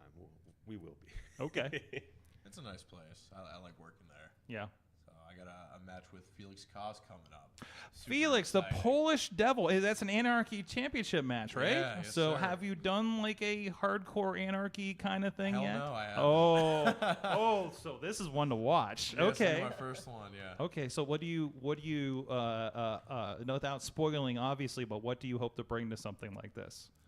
Oh, just something crazy. Maybe some Wonder Man stuff, I can bring out something insane. Surprise everybody. You want me to bring the outfit? I'll wear it. He fits in it. I'll wear it. Yeah. I'm not kidding. I have the picture. Dude, I'll send it in. one of the weirdest like coincidental circumstances of training Brooks is if you look at me in like 2003, we look almost the same. Like it's a little crazy. It's a little scary. Like if you try to pull one up. Find an old Wonder Man. I got some on my phone. He has the better abs, though. Yeah. Oh, well, yeah. I mean, you'll get there. Yeah, you gotta just figure that out, right? So, I'll see what I can find here in a moment. But yeah, for you guys. we There definitely you go. I I have a secret picture of him in the Wonder There you Man. go. There you go. In Yeah. the middle there. Like, hell I yeah. have the picture of him if you want me to send it in. It's on my phone. I'm the one that took it.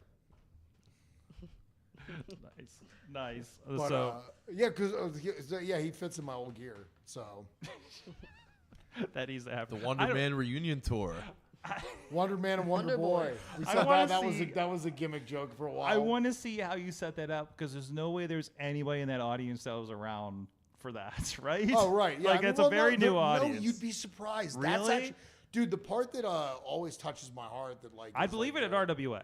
Like, I've had a number of fans come up to me. I had one come up with a cell phone pic. Like an ancient cell phone Like a pic. I'm flip like, phone pic? you have passed this on from like phone to phone to phone for like, like this like ancient cell phone pic of me and this fan in the Wonder Man gimmick. I was like, that's wild. Like I always like the people who remember me. I'm always super appreciative of like that because like I said, having to kind of start back down from scratch has been tough. Because it's crazy how fast people forget you too. Like, well, somebody hasn't forgotten yet. Dean Gradford's in the chat says Glenn should have worn the mask. what's that? Oh. Which one? Oh. The one with with your tag. Weren't you the ghost Glenn Spectre, right? Yeah, that was for like with the okay, well now I'm gonna bring. Thanks, Dean. Dean's like an atomic bomb at a party. Everybody's having fun and then everybody's dead. Because here's the thing. Now I'm gonna bring everybody down. I could not have worn the mask. There is the one mask is in Japan at a person who was very a person who was very helpful in getting me into pro wrestling and getting me into Japan. Like it's it's on display at his shop. Okay. And then the other mask is buried with my trainer. So we're like I said, we're really bringing the show down, brother. Okay, moving on. Thanks a lot, Dean. He says the blue one. I don't know if that's the one we're talking about. That's the one in Japan. Okay, all right. So the happy one. Dean was when Dean was in Japan. He went to the shop and asked if he could put the mask on and take a picture of it. He sent it to me. It was very funny. No, I loved it. Dean's a good guy. Awesome. But he still is the atomic bomb of every party. He just kills everybody. Yeah. Like, or wrestling shows when somebody's messing up. So, Dean, how do you feel about sound guys? And moving on. Moving on. Text us and send us some info in the chat. Who's your favorite sound? Who's your least favorite sound guy? And moving on for sure. Tina in Seattle says one of her first exposures to Glenn was IWC as Wonder Man. That's awesome. So, of course, she was in, I believe, the Cincinnati era, if I'm not mistaken. I know did some camera work with like Heartland Wrestling back in the day. Nice. So has some roots over here. Yeah, so. I did. I did a lot of wrestling all over in Ohio too in that time period too. So I Ohio, New York, West Virginia, PA. A little bit of the Carolinas too, where a lot of my like regular kind of like around, and then obviously Japan was my claim to fame, and then I had a really good run in upstate New York. Absolutely, excellent. So, anything like, is there anything I've missed here? Again, you guys are, I can't keep up where the hell you guys are popping up these days. So we have I just started wrestling in Kentucky, which is awesome. Canaan, I think you were in Kentucky also. I just got back from Kentucky from a promotion called ACW. He's run by Chris Hughes, if you've heard of him. Chris Hughes, that sounds familiar. Also known as Moose. Moose. I'll say that's his real name. Also I known never as knew that. Moose. Oh. Also, and he runs a lot. I think primarily in West Virginia, but West Virginia and Kentucky kiss. So yeah, and then trying to think of what else. For me it was Wildfire Championship Wrestling with Tommy Wildfire Rich. Was that an NWA? What's that? Was that an NWA? No, it's its own thing. So, okay. Tommy Rich is cool as hell though. Yeah. Yeah, he's a good guy to work for, and he was like another guy that I looked up to when I was a kid. So like, I'm thinking Wild Side back in the day. The funniest part is my first exposure to Tommy Rich. He's like obviously his real claim to fame is his time in the NWA, but of course I remember when he was a full-blooded Italian in ECW. Oh geez, that crew was a fun crew.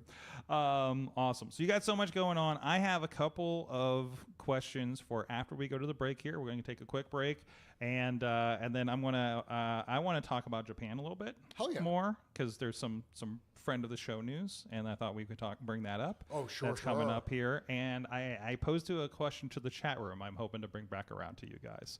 So we'll see what's going on with that. They're all going to tell you how I'm the best trainer who ever lived. That's obvious. And put me over huge. I want to ask each one of these to give me their favorite training story with Glenn Spectre. Okay, cool. So I'm you guys excited have for a this. couple Oh, minutes I got for this. And you see already on it, right? And then we'll come back. We'll be right back. Mayhem Show after this.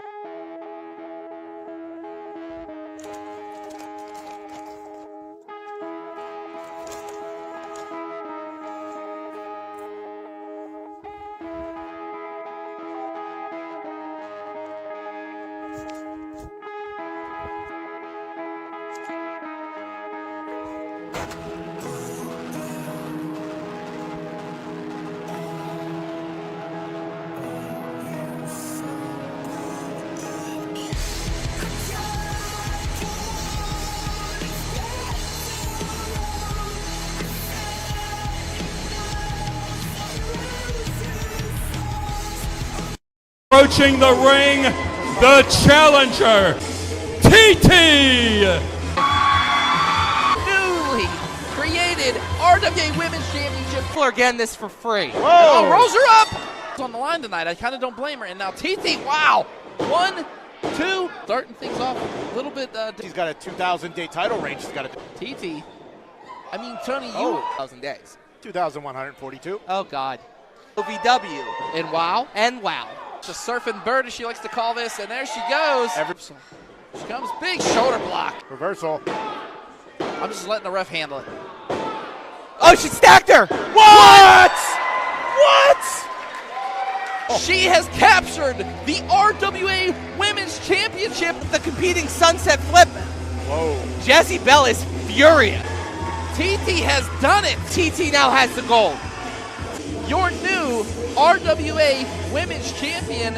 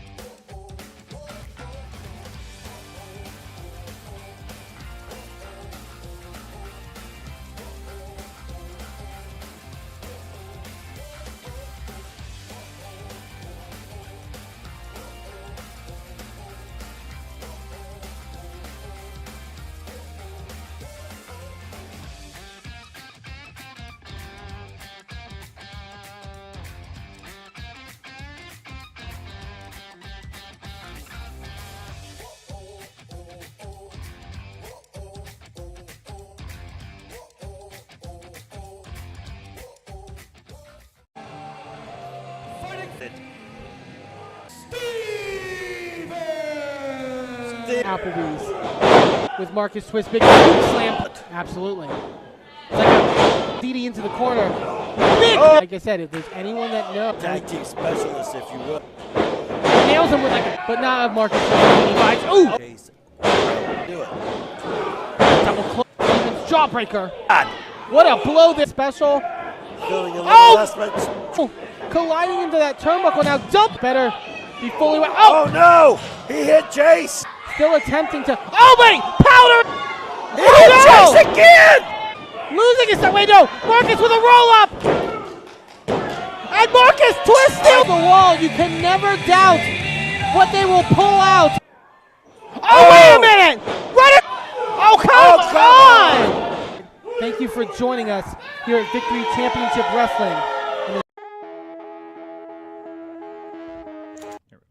We are back, Wrestling Mayhem Show with the Troublemakers, all here, and they've been exploring the fridge.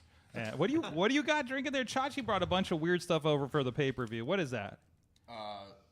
12 Fives Rebel Hard Coffee Mocha Latte. That's a lot going on. Dangerous. That's super weird. I love coffee. That is an overbooked can right there. Yeah, it is. That can's a Fed finish. Drink different. Yeah, somebody didn't kick out of. Oh shit! Is that the Damian Priest of? Oh man. Oh God, we can't rag so much. We all love for bisexual Undertaker on this show. Listen, Come on, I love guys. bisexual Undertaker. Absolutely, Oh, absolutely. That nickname is killer. They were chanting. Wait, they were chanting it in the crowd. They were chanting. They were were. chanting it in the crowd. I kind of paused It's for it. I was over. like, oh. It's over. Yeah, good for him. Whether Hey, he he- likes or Hey, not. look, I've never seen a Ministry of Darkness Undertaker promo or segment that didn't have, that had homosexual overtones. Never. It's never happened. no, absolutely. That cross isn't just for show, if you know what I mean. So first of all, I want to talk about a friend of the show has a pretty good opportunity coming up here. One Beast Man is going to Japan for Big Japan Wrestling. Right, they got the name Yep, right. you got it. I don't know. I've been trying to figure out how to log in their site for the last week.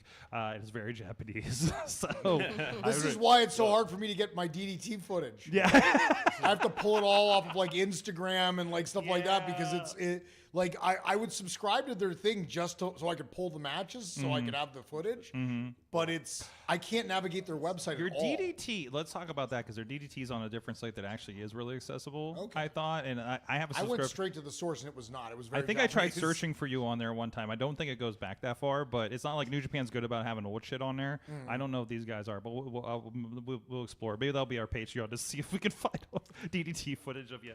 But Big Japan Wrestling, he's got. I think he's doing 10 dates or 8 dates, or he's doing a lot of fucking dates. Like the 10th through the 25th, he's got like 10 dates.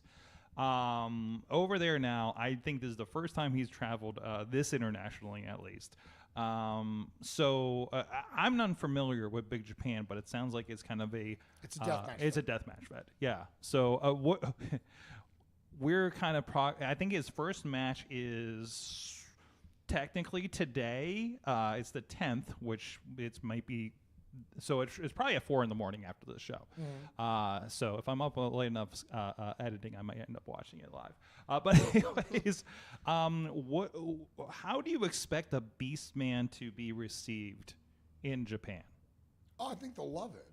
I can't see them not loving it. It's Beastman's gimmick is over as hell, and like it's got a good.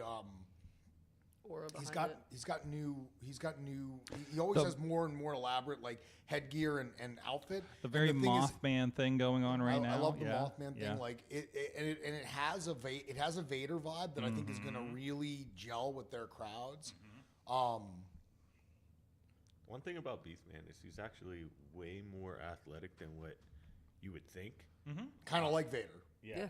And I think if anything, if he can show that will get over as well. Yeah. The second he does that cannonball in the corner, he has an aura. It's going to be him. over. Like people are going to pop for that.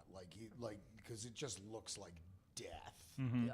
The match he did with Gory was the first match I've ever seen him do, and it was crazy. I saw him do it to Canaan, and I was just like, jeez. I was like, he died. That Pin him cannonball, now. It's a stiff cannonball, but it's safe. Yeah. I expect nothing less from Beastman. I just can't imagine it not working. I think it will work really well. Honestly, it's one of those things where if you get seen by the right company, I think it could work in DDT because they love over the top gimmicks. Oh yeah. I could totally see him like wrestling Mecha Mummy or like one of their other, or I wish he was still. I don't think he's still working now. I haven't seen him on any of the modern DDT shows, but like Poison Sawada, who I referenced earlier, guys who have those cool kind of monster gimmicks. But Big Japan's Dave Ponder's in the chat room saying Beastman's a kaiju. Yes. Yeah. So I think I imagine he's going to come in there kind of like I said, like a mix of like Bruiser Brody and Vader, and hopefully be smashing people. It depends on what they want out of him, but I would hope that they'd bring him in like a monster. I looked at the graphics. I didn't recognize anybody on the graphics, plus they're all in, I think, Japanese. Was there anybody that you know from that scene that looks like might be a pretty big one for him? A guy I absolutely love, and I've worked, does work for Big Japan still, I believe. Last I checked, this was probably about a year ago, Takashi Sasaki was still wrestling there, and he is awesome. It's weird. I remember when he left DDT.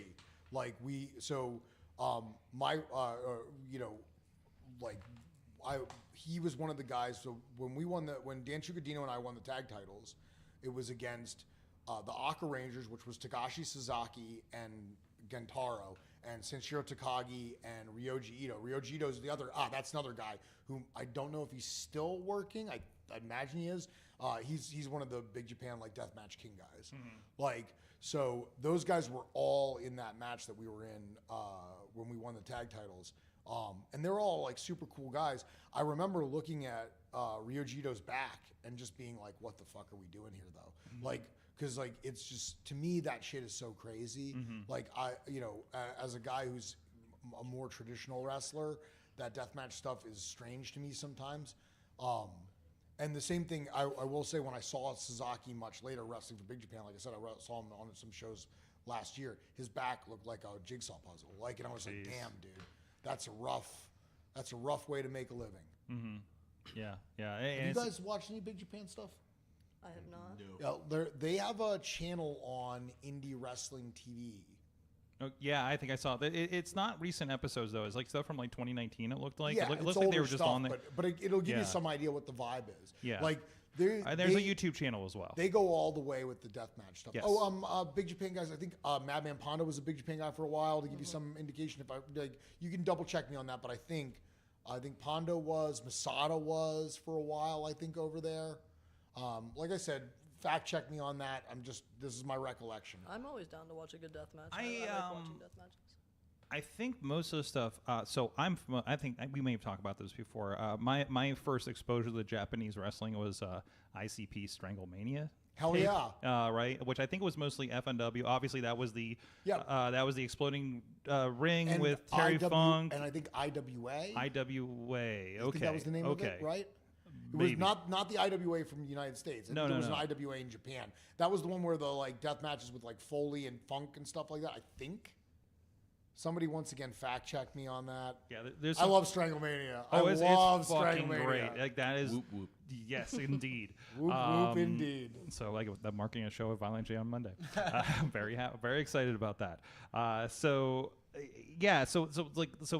it's that kind of stuff. I don't think they're doing exploding rings. I know Fire. We talked about Fire is I believe banned in Kurikan Hall, and it's because of our Shadow WX friend from VCW. I pulled. So I was I was sad that Pondo, and because I'm a huge Pondo fan. Again, my first indie wrestling show technically was the Gathering of the Juggalos in 2001 in Toledo, and Pondo was a part of that, and I sat in on the seminar and everything and heard his stories. So I was sad to see them not make the last show, but I was also glad that I didn't have to worry about one of my videographers getting covered in kerosene again. But to give you some indication of like modern Big Japan, the last match I saw there, somebody had a claymore made out of light tubes. I'm not even kidding. It was sculpted into a sword. Oh, jeez. And they were swinging it around at people and smashing it. And I was like, all right, this is some serious deathmatch. Like full on, like this was like 7 feet of light tubes built into like a giant sword. It was like the berserk, like the berserk sword. It looked like the berserk sword, for real. Just like the black swordsman everywhere. Like, send me that link. I want to watch that. It was wild. So thanks for like outing us as berserk nerds. I love berserk. Don't come at me. I don't think anybody's gonna come at me. I'm not gonna come at you. I'm saying I'm like. I'm not talking about you. I'm talking about everybody through that camera. I love berserk, baby. I love berserk. So we are both happy for Beastman and a little bit worried for him. Yeah, but I'm not worried for him because he can handle himself. Yeah, absolutely. Beastman's a big, tough dude. Yeah. And he's taken a lot of abuse. And he's done this stuff before. Canaan, you were in the ring with him. Oh yeah. Yeah, he almost died. Here's the thing: is Beastman wouldn't have agreed to it if he couldn't do it. Mm-hmm. Yeah. So he's smart.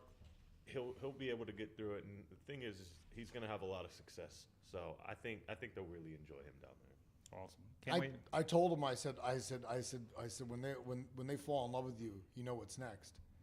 Just like FMW, ECW. Big Japan VCW cross promotion show. Let's go. Let's go. I thought it was my New Japan contacts that was going to get me over there, but it might be this.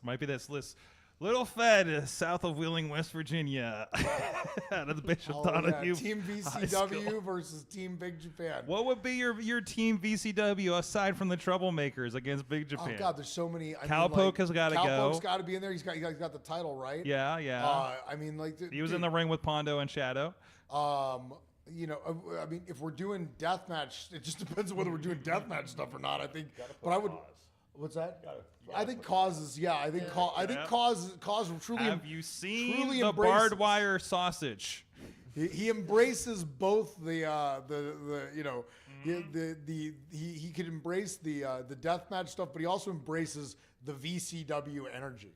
Like he's got big VCW energy all over that character. He did a promo in a bathtub. He did with a plastic dinosaur. It's like one of the best shot promos I've seen. That kid can get anything over. What is happening? He's really good at promos. Yeah. He's really good. Yeah, I was his first match. Mm-hmm. And the promo he cut, I immediately knew that it was going to be like, I was like, oh, this guy kind of gets it already. That's awesome. Well, the thing is, he records, edits all of his promos. He does all the music. He made his own music. He made his own entrance video. It's like he's very talented. I like that. He does it all. Dude. That's the Lee Moriarty ethic there. Yeah, put in that work. Yeah. Hey, there's a great. I will say this, like I will repeat this over and over for New Year's to hear it. There's a guy that I follow that says if you're a business, your own media company. And it also applies to if you're a wrestler, you're your own brand. You have to be your own media company, right? Like your own PR, your own this, that, and the other thing. Unless you can get people to do it for you, So social media is a great thing now. Like I know people are hit and miss with it, but for indie wrestlers, it's really good because you'll reach a whole just a hashtag alone, you'll reach a whole different audience. Throwing a random TikTok could get you 1 million follows. Your first one could do it. I am trying to figure it out. I will say I'm the boomer in the room. Yep. I post every day, but man, to me it's always like, is this the thing? And it's weird, things I don't think are going to have any traction will get a ton of likes, and then something that I put together that I'm like, this is going to be the thing, nothing. So it's like I clearly don't understand it yet. Well, don't feel bad. I'm 22 and have no clue how Twitter works. So. I don't know how Twitter works. So I struggle with social media as well. But the guy that I work with who does my promos and stuff, he asked me not to shout him out. So I'm not going to do that. Which is a pity because we both love this dude. Yeah, he's freaking amazing. He's a filmmaker. And he's very good at it. But just to give him a bit of a shout out is he helps me with what I need to do for social media. Like he has all these ideas, and currently he's busy, which is if you do follow me on my socials, I haven't put out anything in a while. He's been busy making movies, flying back and forth to China and stuff. So, but shout out to him, and we are currently working on something soon. So hopefully that will be out. And he'll know. We were specifically asked not to shout him out, but he'll know that we're referencing him. So he'll at least get his thank you. Yes. And that's the thing. You can do look for film students, look for people, fans that always are filming with their phone in the crowd. Somebody will be willing. If you're looking for somebody to help you with these things, there's always. I got into wrestling because I did this podcast, showed up at shows every month, and they're like, "Hey, can you help with the website? Hey, can you hold a camera?" And here we are. You know what I mean?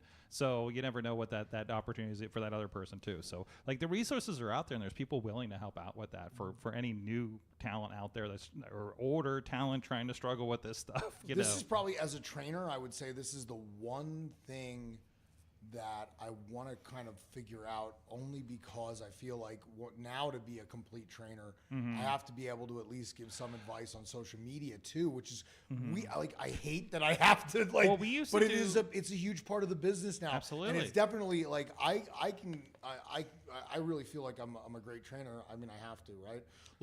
But at the same time, now this is a part of it too, is how I kind of give the most bare bones advice on social media, don't do anything that's good. My advice is more don't get canceled. Don't do anything that's going to jeopardize your career. Yeah. As opposed to I feel more comfortable saying don't do this because I've seen so many people blow themselves up. Yeah. Versus versus how to actually become a social media figure. That I don't feel like I'm not confident with my advice. Yep. Absolutely. Or get on a podcast that has decent video production and use those clips from that podcast. I don't know. But no, right? What we used to do, we actually, our crew has done social media classes for wrestling training classes. So, and we've reached out to other schools to do that again, and just nobody answered back. So, and I don't even think we were charging. Hey, that's out there. Anybody? Well, the next time I'm involved, yes, I've taken some time off of training because Well, a couple reasons. Yeah, like, yeah, You know, yeah. but I still help out. I show up pretty routinely at Stronghold, and those kids are very appreciative. So I don't feel like I'm wasting my time. Like that, my big thing is like I'm willing to help anybody who's willing to listen. But I don't have a lot of time for I just don't have a lot of time for bullshit. Yeah. So like the first time I'm like, oh, this was wrong, fix this, and somebody gives me like a yeah, but I'm like, all right, fuck off. Next, like you know what I mean? Like I just don't want to hear it. I don't have time for it. But is the worst shit in any training, isn't it? Yeah, So, because I mean, like, yeah. I'll give you some. If you're an aspiring wrestler in a training class, look, I get it. Like, you could be dying in the ring or whatever. Like, crawl out, fucking. I understand all that, but like, if somebody's like, hey, you fucked your arm drag up, and here's what I need you to do to fix it, and instead of just going like, oh yeah, yes sir, or whatever, blah blah blah. You start like fucking kind of making excuses and then telling me why it's, why I do not have any time for that. It pisses me off actually. And I believe I am not in the minority. I think basically most trainers I'm good friends with feel the same way. They just aren't as vocal about it. Like, you know what I mean? Because I'm kind of the Gordon Ramsay of wrestling trainers. Like, that's my personality. Yeah. I'm more of a yeller and a barker and like A little more old school. The idiot sandwich. What's that? The idiot sandwich. Yeah, the idiot sandwich. Yeah. Whereas and I like both styles too. I like I said when Bobby and I were training people together, one of the best things about it was Bobby's more of a nurturer and I'm more of a fucking asshole, and like that when you have two of those people, it's a good mix. Like. You didn't hand out compliments just to hand them out. We had to earn them. If that says anything. Never. No. I don't like say like that. That's my thing is like I feel like compliments should mean something. Even if you do something really well in the beginning, a lot of times like when I have a class and it's my class, I kind of force myself to not say anything good for like literally 3 months. You're like biting your lip for 3 months. Yeah, because sometimes people are just doing good stuff like and it's correct right out the gate, and I'll just be like, yeah, that's right, or whatever. Like because I feel like it means more if you have to earn it. So I put a question out. I only got like really one answer from this, maybe two. But my question was, what 4-person faction does this team resemble? Oh. I did one. Deed Radford said Raven's flock. Oh, interesting. I'm a huge Raven mark, so maybe that's part of it. I don't know. I love me some Raven. Yeah, Raven was like I said, like when I was getting into when I was really falling in love with ECW, Raven was a huge part of that for me. Like, and he was a regular at IWC in the 2000s too. I had one of my worst matches in front of Raven. Oh no! Yeah, we had a not completely our fault. We did a double tables match was the stipulation, but they only sounds like a bad idea at the beginning. They only bought 2 tables. Was this a tag match? Or Yes. Okay. So both partners had to go through the table, right? Right. So we had to come up with a really convoluted, shitty finish because they wouldn't shell out for the 3rd table. Our names. I won't name names to protect the innocent or the guilty. I think we know who was promoting then. Right, but they'd only shell out for 2 tables, and one of them was a Japanese table. Oh. So it wouldn't break. So we had that whole. I wish Botchamania existed because we would have been over like Rover. Because we had number one, we had the me putting JT Rogers through this table 4 times before it finally actually broke, and then we had a convoluted, shitty finish because we had to put 2 people through the 2nd table together. All right, so it was just a complete disaster. Double tables, probably the worst match I've ever been in my life. If Troy Lords is watching right now, Let's go. We're not live at all. Oh yeah, I'm sorry, Troy. Troy's the best. He's one of my absolute all-time favorites. He's probably, in my opinion, the most underrated worker in this area. Absolutely. One of the best technical wrestlers you will ever find anywhere. So there, I just made up for it by putting him over so huge. But he really is. He's amazing. He's a great guy and a fantastic talent. But anyway, we were in that match together, and the funniest part was. We also workhorsed that show because we were in a singles match in the opener. I don't know why. They didn't have enough people or whatever. Who knows? You know what I mean? So we had a banger in the opener, thank God. But Raven wasn't watching the opener. We finished this doubles tables match. I'm like, I hope nobody important watched this match. We're walking to the back, and Raven is sitting at the in Gorilla like this, and I make eye contact with him, and he just does this. Dude, The head shake. It was like having your dad tell you he's disappointed in you, that kind of shit. Like, it was so brutal. Oh my God. I literally wanted to just curl up and die. Like, just kill me right now. Get browbeat by Scotty Flamingo. He didn't even, like I said, he didn't have to say a word. Nope. He just made eye contact and just did this. All right. Before we move on here, I asked that question. Wait, how did I phrase it? I was looking for training stories. Oh. You're the first one to step up. Yeah. So my favorite and most fond training story is we remember it as Jorts Day. So Glenn would always show up to training wearing jean shorts, something Like, you mean like everywhere. right now? There's Yeah, there's some everywhere. jean shorts action. Just like everybody's just been spread eagle on the couch the whole show. Yeah, I basically only wear jean shorts. I know that's weird, right? You know what? I didn't even plan this. I'm wearing them right now. There you go. Nice. There you go. I don't know what. Like, there was a while. It's a comfortable day. There was a while where I was like kind of cargo pants dad, and then like That's when I'm working. I found this company. I feel weird plugging them because they don't give me any money. But anyway, there's a company that makes stretch jorts. Like so, this all started with stretch jeans. Is it You guys kind of remember? like? Is it kind of like the Orange Cassidy? Like Yes. Like do you remember Chuck Norris action pants? Chuck Norris made jeans that had spandex material in them, so he could still throw round kicks and stuff, even though he was wearing like jeans. Yeah. And he sold them through Century Martial Arts. This is so real. Yeah. What is happening here? And so he sold them through Century Martial Arts. Dude, I own like 5 pairs of those. Oh my God. Okay? They're the most comfortable jeans you can imagine. Well, there's a company that makes shorts that are made out of the same material. And so now my entire wardrobe is that company's shorts. And if they pay me, I'll plug them. I don't know if this one was real, but there's one. That does not look real. I don't think the Daisy Dukes are real. I think that's That a is Photoshop seriously our job. next drugs, though. I don't know. Those. I think Chuck has better legs than that. Right? So, yeah. So the one day we had a We show. didn't even get to the story yet. Yeah, we had a show coming up for IWC. So Coach Potter took us in the car and we're going around flyering and we're waiting for Glenn to show up at the school and we were gonna meet him back there.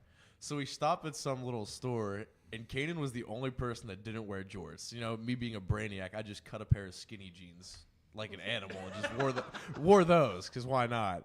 And Canaan bought some like 1950s baggy jeans, Dude, like jorts, I almost dude. wore those today. They had like flare bottoms. They were so goofy. But anyway, we get back to the school. We're all lined up like good children. Glenn just walks in. We're just all staring at him, waiting for him to notice. And he's like, "Why are you guys being all weird?" And then we're like, look down, and we were all wearing jorts. And it's my favorite story. I have the picture, and if you want, It was pretty awesome. It was a really cool picture. Can you send me that on Messenger? Yeah, I will send you the picture after this. Yes. Maybe that'll be the they'll show. send it That'll be now? that'll be the We'll show post art. I got Yeah. That'd be great. Yeah, I'm really, like I said, like I've been really blessed. Because she's not currently in the group, but she's currently wrestling all over the place. Pagasa was the other member of that graduating class too. Yeah, so, yeah, that's what I'm sure. Like, Yeah. honestly, these 4 have been doing really great stuff. Like I couldn't be prouder of all 4 of them in terms of like getting their name out, working everywhere, like just really trying to make it work. Like I'm very, very happy with this. I got another class that is starting to debut. And like I said, currently right now, I'm not doing any. I'm helping out at other places. There was a, business is business. Yeah. Sometimes arrangements fall apart and things like that, and like you move on and like so. It's not like you haven't kept yourself busy. Yes, I like right now. I'm focusing on, like I said, helping out where I'm wanted to be helping out, and then like honestly, I'm focused on making this work with these guys, and also just getting, like I said, I am in the hunt. I want a contract still. I don't give a shit if I'm 45. Fuck it. I don't give a fuck. I'm telling you. Like, believe me, it ain't over. I'll be national again. It's gonna happen. Any other stories? International. Any yeah, other, let's any go. other Come stories on, guys. Like, about Coach we- here? That's a good one. So this one is kind of, it's more personal, actually. Okay. So this one was after everybody left, and it was just me and him. We were I know this. bullshitting in the training room, and I was asking him, like, more or less how to get into character, like how he gets into character. And when is he out of character? What are you well, here's the No, thing. this was a little bit crazy. So he was trying to get me to be more angry, and he was trying to get me to believe in being angry and like defending myself and really believing to really believe in my character. So yeah, we were going at it, and he looked at me and he was like, "You know how I get angry?" And he got in my face, and you know, he was being serious, and he was like, you know, "Canaan, you're too nice. You're too nice to be in this business.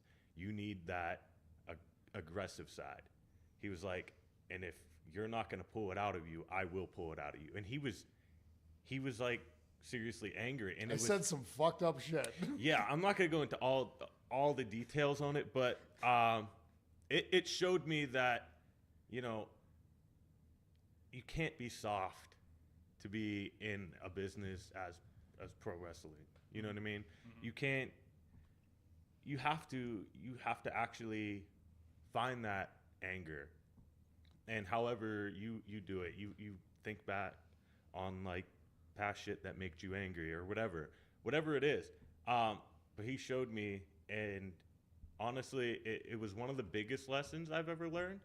Not just in pro wrestling, but in life in general, because from that day, I stopped taking shit from people, and it made me a better wrestler, and it made me a better person. So that's probably one of my biggest and favorite memories. Thanks, man. Yeah. Yeah, that was a crazy night. Like I pour, you know, like my kid knows this better than anybody. If he's out, I think he's at home watching. Like, but I pour everything into the people I care about. You know what I mean? Like, there isn't a whole lot of barrier between, like, in that regard. If you stick around long enough, like, and you're one of my kids, like, you know, I like that. Like, it's just that way. Like, I genuinely care about, like, wrestling. It means a lot to me, and like, so, like, when I train somebody, I want them to have success. You know. To bounce off that, it's not a training story, but just to bounce off that, he'll help me with a lot of life things. So like, even like if he doesn't know what's going on, he'll I don't want to say butt in, but he'll butt in with the new current relationship I'm in, and he's like a father figure in a sense. Like every practice, I'm like, oh, like I'm gonna go in. Like even when I'm like beating myself up on whatever drills we're doing, he'll like pull me aside and be like, you know, you need to breathe. You need to like get everything situated. Like you can do this. I know you can do this. You know you can do this. You know. So it's like even then, so it's like taking that from the ring into life, and then like also having him now, like also in actual life too. It just means a lot to me, and I hope he, you know, means a lot to him too, which it does. Yeah. No, I'm very blessed. I'm very blessed. Yeah. Like I like I said, like I get to have the best of like both worlds in terms of like I have an amazing family at home and I have an amazing family at wrestling. Like I'm just very lucky, man. I really do. That's like the thing I think I'm trying to embrace the most with this second run is when I was wrestling, when I first got into wrestling, I wanted to make it so bad that what always was missing from me, because I was always fighting for the next booking and the next spot, was the appreciation for the fact that we're all very lucky to do this. And like, you know, if you think I'm a mark for saying that, fuck you, you're just wrong. Like, at the end of the day, someone paid $20 to see me fucking fight. That's amazingly powerful. Like it,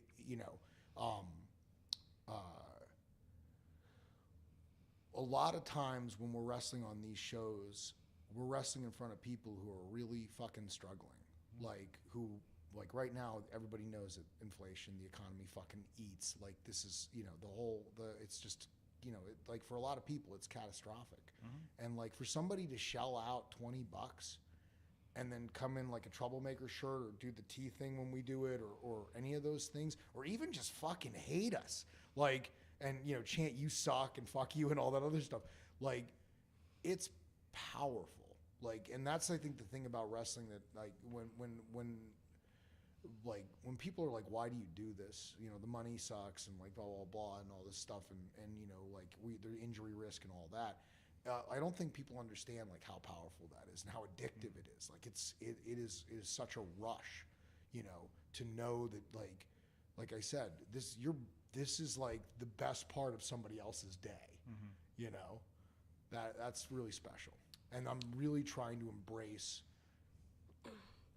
like the idea of gratitude, that I'm actually lucky to be here. I'm lucky to be doing this. I would not have told them this when they were trainees, but now that they're not trainees anymore, that I'm lucky to have them. Like, I'd honestly say. Did you raise your fucking hand? No, my hand's just holding the mic, so okay. It's I not was wobbly. Like, this ain't class. Also, Sorg, I sent you those pictures. Oh, excellent. I'd say my favorite thing with experiencing you as my coach, and I never really had like a big somebody to help me with kind of growing up and learning life lessons. But the biggest takeaway, like from the day we started class, is like how much you cared and how much you wanted the best for us, and I always really appreciated it. Thanks, man. Yeah, that's a big one. I mean, like my thing is I it's funny because I tell the kids now, I'm like, I want it too. Like, you know what I mean? Like you're competing against me, but at the same time, if any of these guys, like anybody, like why would I not want their success? Like, it becomes part of my legacy too. Like, and that's also why I'm so strict, and this is why I can be such a mad bastard when I'm training, because at the end of the day, these people also represent me. So, it's like a little me running around, and so we're a big me. So that that's the it's not to get too sentimental, but really, like I said, and if you're a wrestler watching this, if you're a wrestling fan watching this, I'm grateful because we're very lucky to do this. We really are. Like, and don't get me wrong, it's a ton of work. We earn it too, but the amount of work is crazy. The amount of time away from people you love is crazy. The amount of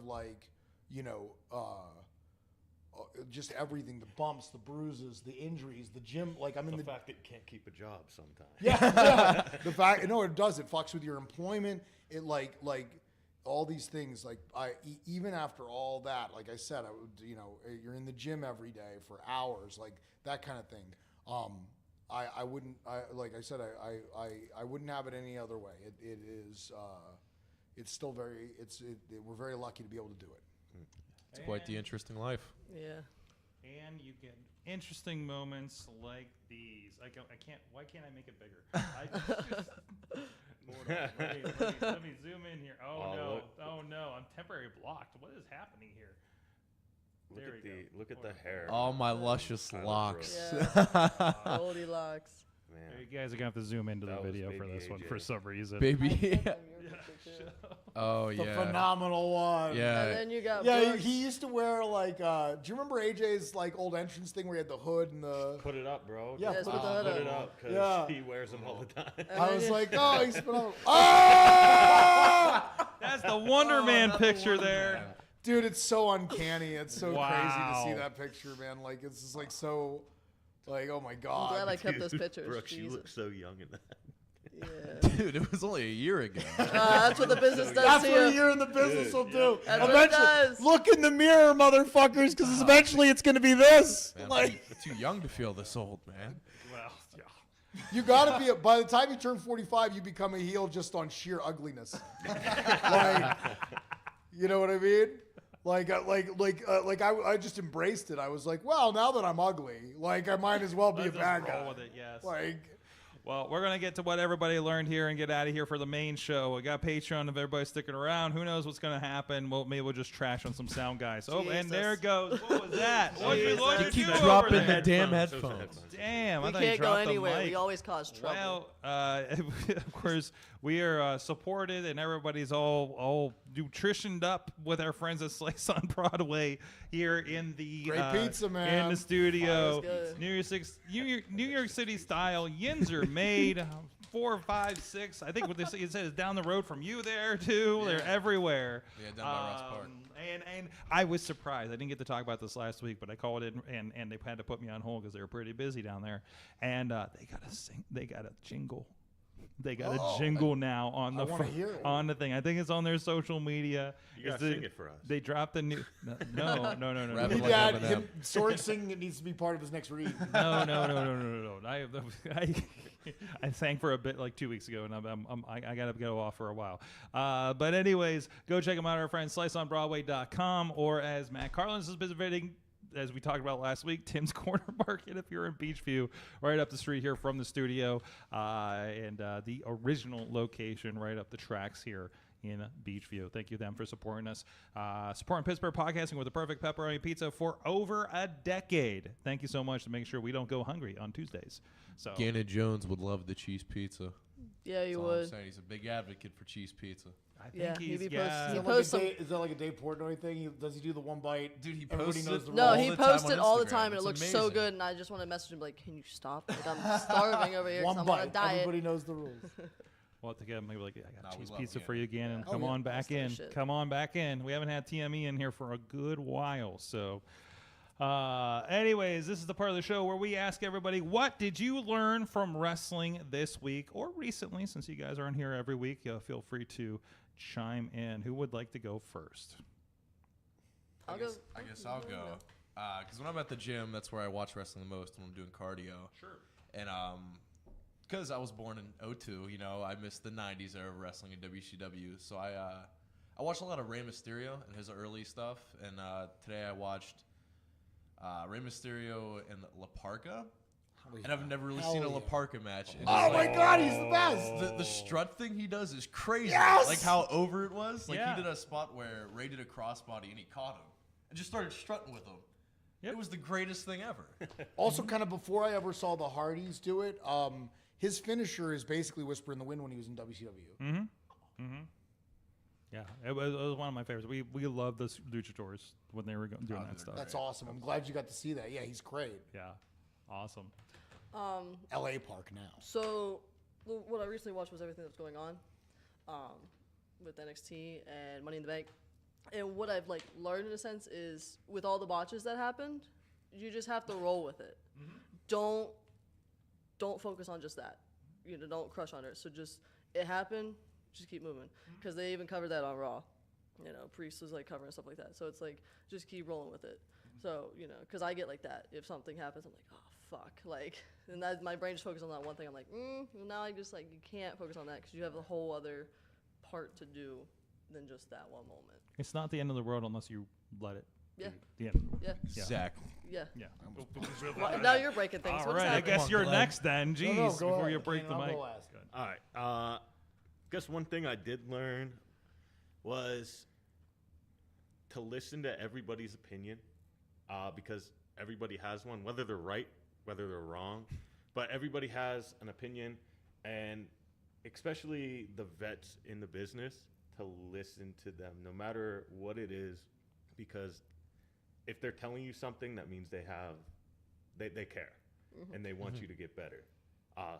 But I guess if we're not going down that route, one thing I learned from NXT, that Obafemi is a fucking dog. He's crazy, man. That match was crazy. It was just let's just throw Wesley around, I guess. Did you That see was the match. Dude, the Twitter F95 post? or whatever they call it. Did you see the Twitter post where someone said Obafemi was blowing Wesley's back out? Dude, He just Jesus. said pause. I know. Great Me and my stuff. friend were watching it, and every time he took a bump, he was like, "I'm scared for his back," and I'm like, "I am too." So am I. Oh gosh, what did I learn from wrestling this week? I guess like I'm trying to think of things that back on that note about theme music. I think I learned that aside from our Troublemakers theme, I think my favorite wrestling theme currently is Matt Cardona's. I keep playing it all the time when we're in the car. It's pretty and stuff. good. Yeah, It's such a good theme. Like I know that's really random, but I'm just like I watched him in EC3 wrestle for the NWA title, and when his music Is hit, that the hardcore match? yeah, it was I like, think it was just came up on YouTube. dude, with the table and all Yeah. that stuff. Like, and I was like, and when his music hit, I was like, oh yeah, I remembered really liking Matt Cardona's music, so I looked it up and I was like, I really do like Matt Cardona's music. I learned that that I like. Of course, I'm probably the last guy to the party on this. I never remember like who plays what in terms of wrestling music, like who made up the music, because I'm from the era where all the music was written by Jimmy Hart. But American males. the American males, American males. But I was on to that shit before it ever got brought up on Dark Side of the Ring. I'd want to point out, like American males being the greatest wrestling theme ever. I don't know. I've done so many car trips with Joe Nebraska where we have to play girls in cars. So like that's the one stuck in my head. American males Yes. is literally the greatest wrestling theme ever written. All right. It got brought up recently in an episode of Dark Side of the Ring because of its awfulness. But it is really, if you're a young wrestling fan watching this, you've never seen it, put it on YouTube right now. It's Jimmy Hart's finest work. It's a bop. It's a bop. And it is an absolute banger. Yeah, it's a banger. But I was listening. I watched the intros and I was like, oh yeah, I think I really like Matt Cardona's theme music. And then I put it on my Spotify, and the next thing that came up was Kingdom, the Cody Rhodes song. And I looked down and I'm like, holy shit, this is the same band. And apparently the kids told me like, it's like they're the same guys for like 10 wrestlers. They do the Miz. Miz. They're like the new DX band. Like Or Alter Bridge that does the Edge and the Judgment Day and stuff like that. But in terms of like Or serious wrestling stuff, Motorhead. when I was working on training stuff, I was reminded. I was talking specifically about intensity at when I was coaching these young kids at Stronghold, and how important intensity is. Like to do everything with purpose and intensity, and that everything about what you do in the ring in terms of your presentation, purpose and intensity is a huge part of that. And if you do, even the way you walk, and all that stuff. And I was reminded, watching some of the more experienced guys, after I said this, I want you guys to show them, hit a clothesline and then show how, because we were just doing something simple. It was clotheslines. But I was like, for the guys here in the class that are more experienced or they're getting closer to debut, you might be walking through this drill, we're just doing clotheslines. I've done this a million times. And I'm like, I don't want you to do that. I was like, you're getting ready to debut. Now is the time. I want you to show me with a clothesline what your character is. Because the way you throw a clothesline, what you do during and after that can show me a lot about your character. Even a simple move is a chance for you to get your character over. And I was reminded about how it was just watching. I had two of the guys that were much more experienced come in first to kind of show what I was talking about, and I felt like I was really vindicated because I was you watch Cowpoke Paul throw it, and then what he does afterwards, and then Christian Noir threw it. And what he did afterwards, totally different. And I was like, these are character moments. And I was like, you guys need to start thinking about. And then I threw mine, and mine's different too. And it's not the execution of the clothesline. Everybody does it kind of the same way because you have to, right? Because that's part of the language of wrestling. But all the things you put around that are so important. And the thing is, and this is what makes wrestling so beautiful but so hard, you have to do that with everything. And that's the part. That's the real challenge. String it all together. Why right? does a Glenn Spectre scoop slam look so fucking different from like Christian Noir scoop slam or Cowpoke Paul scoop slam? Like, why do they all look different? even though they're all doing the move the exact same way, and everything mechanically is the same. Weird, right? Well, there's a reason, because our characters are different. And what we do during and after, and the way we set it up, and the language of it, the facial expressions, especially the facial expressions. So like, just like being reminded of how important every little tiny thing you do in wrestling, every moment, every second you're in a ring is a chance to present your character. That was probably my big takeaway for the week. Awesome. Go into the chat room. We had a couple in here. Dave Ponder says, I learned that even as an atheist, I believe in Joe Hendry. Hell yeah. Oh, that dude, when we were talking about wrestling themes, that one came up. He had a great, it was on TikTok. I think he was talking to Chris Van Vliet and talked about a lot of the parts of that are from a band that he was in a decade ago. And he remembers he was putting together a song and never came together. The part where he says in Tokyo and he's naming all that, he's like that part of this song that I was working on was stuck in my head for the last 10 years. I'd find myself singing in the car, so I put it in this song when I was putting it together. So it's awesome. It's amazing. The music wrestling connection is wild. Yeah. And it all, like, obviously it all traces back to the Freebirds with Freebird, and then the rock and wrestling stuff with Cyndi Lauper. But like, the number of wrestlers that I know that are also musicians is like wild. I can tell you this: my taste in music I've gotten from wrestling, 100%. Yeah. And Chris Taylor's thing that he just did with Jericho. With Jericho, holy shit! Yeah, we'll talk about that on the Patreon because I got to hang out there for that. Yeah, it was a fun show. It was a lot of fun and very surreal to watch Chris Jericho singing Kiss. So, you know. Also, Tina says, I've learned that the words I took from last night are consequences and arrogance. With Rhea Ripley and such. Agree. Also, apparently Junior walked into the room and she says that saw your Misfits shirt over there and said, he has good taste. Oh, yeah. There you go. Oh, and there it is, the tattoo. He got me into the Misfits. Yeah? Yeah, Misfits are great. Good man. I remember when you're Spotify and then Misfits stuff started coming up, and I was like, yeah, we're on the road. Yeah. I learned that I need to have more longer conversations with Lord Zoltan.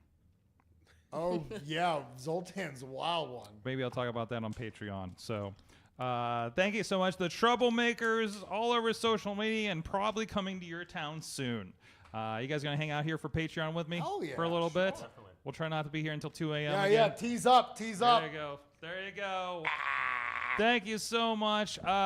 Where social media is, anything like that. Canaan, you're first. We'll just Do the round. Where you at? Social media, Facebook, Canaan Kristopher. Instagram, it's Canaan_Kristopher1. And I believe that's also Twitter as well. Look at the show notes to see how you spell his name. I'm Glenn Spectre, T-R-E, not T-E-R. I just thought of that when you said that because I'm like, oh yeah, sometimes people spell it the wrong way. But I'm Glenn Spectre on Facebook, on Twitter, and on Instagram. And hopefully, maybe one of them has an underscore. I don't know. Like, that's how bad I am at this. But please follow me on Instagram. Honestly, that's where I have the biggest following and where I post most of the best stuff. Like, because Twitter is shit. Let's be real. Yeah, pretty much. Yeah. Unfortunately, most of wrestling is there. So, yeah. You can find me on Facebook at Lexus Synn. You can find me on Instagram. Same thing with Spectre. I have a bigger following there. I post more stuff there. It's a better platform. It is. It's Savage_Sin official, and then I am on Twitter, but I think it's just Lexus Synn. Don't vote me on that because I'm never on it. I think that's one thing for social media. Don't get overwhelmed with all the platforms. Find the one where people are responding to you and just dig into that. Yeah, Instagram's the main one I'm on. Yeah, Facebook is Tyler Brooks, and both Instagram and Twitter should be T Brooks Official. Yeah, nothing crazy. Just in case we didn't think it was actually him or something. Hey, there's some weirdos out there, man. There's another wrestler. There's another Tyler Brooks who wrestles in like the Upper East Coast. You know, the weirdest one is the other one is the T Brooks feet pics. Is that also you? No, that's not me. What about what is this? What? You have a feet pic? I What? just totally made that. And again, the rule that we always put out there to help young wrestlers: no free feet. Guys, thank you so Yes. much. This has been the Wrestling Mayhem Show. Stay tuned if you're on the Patreon feed. We'll be doing the Patreon right after here. And also, the Mad One learned that Mother's Day came late this year with I think the action last night. So thank you guys so much. We'll see you guys next time. Next week, we're going to have we're doing a pre-taped interview with one AJ Alexander, who I think landed coming from Japan as Beastman was going to Japan. Yeah, for real. They may have high-fived over the Pacific or something like that. I think that's the way they go, right? But I don't know. I went over the North Pole when I went out to Asia, so I don't know how that works. But thank you guys, everybody. We'll see you guys next time. Mayhem out. Just wait, just wait, just wait, just wait. Wait for the perfect time, then attack. Don't give up what you want, take it back. Wait for the perfect time, then attack. Do what you This show is a member of the Sorgatron Media Podcast Network. Find out more at sorgatronmedia.com.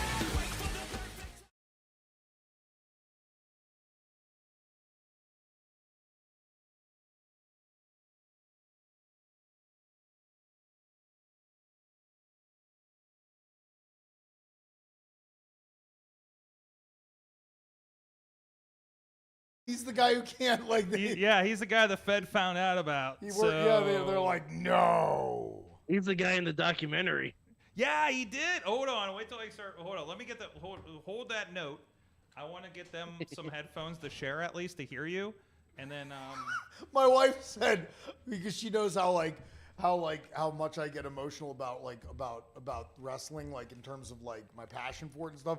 She was like, everything was really great, and she was like, I'm really proud of you for not crying when they said nice things about you. I was worried about you for a second. I thought I saw a tear in his eye. Lex was getting emotional, man. Mm-hmm. Yeah. That's because there's a thing there. It was more than I said. There's a thing. Oh, there. I know.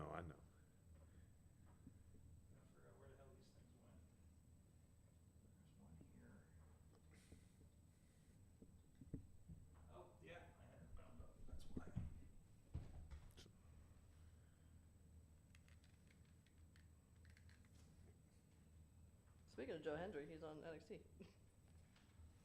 He was like the first thing you saw after the post-credits. Brother, you might not be Patreon only yet. Why? My wife just said, my wife was like, you're still live. She goes,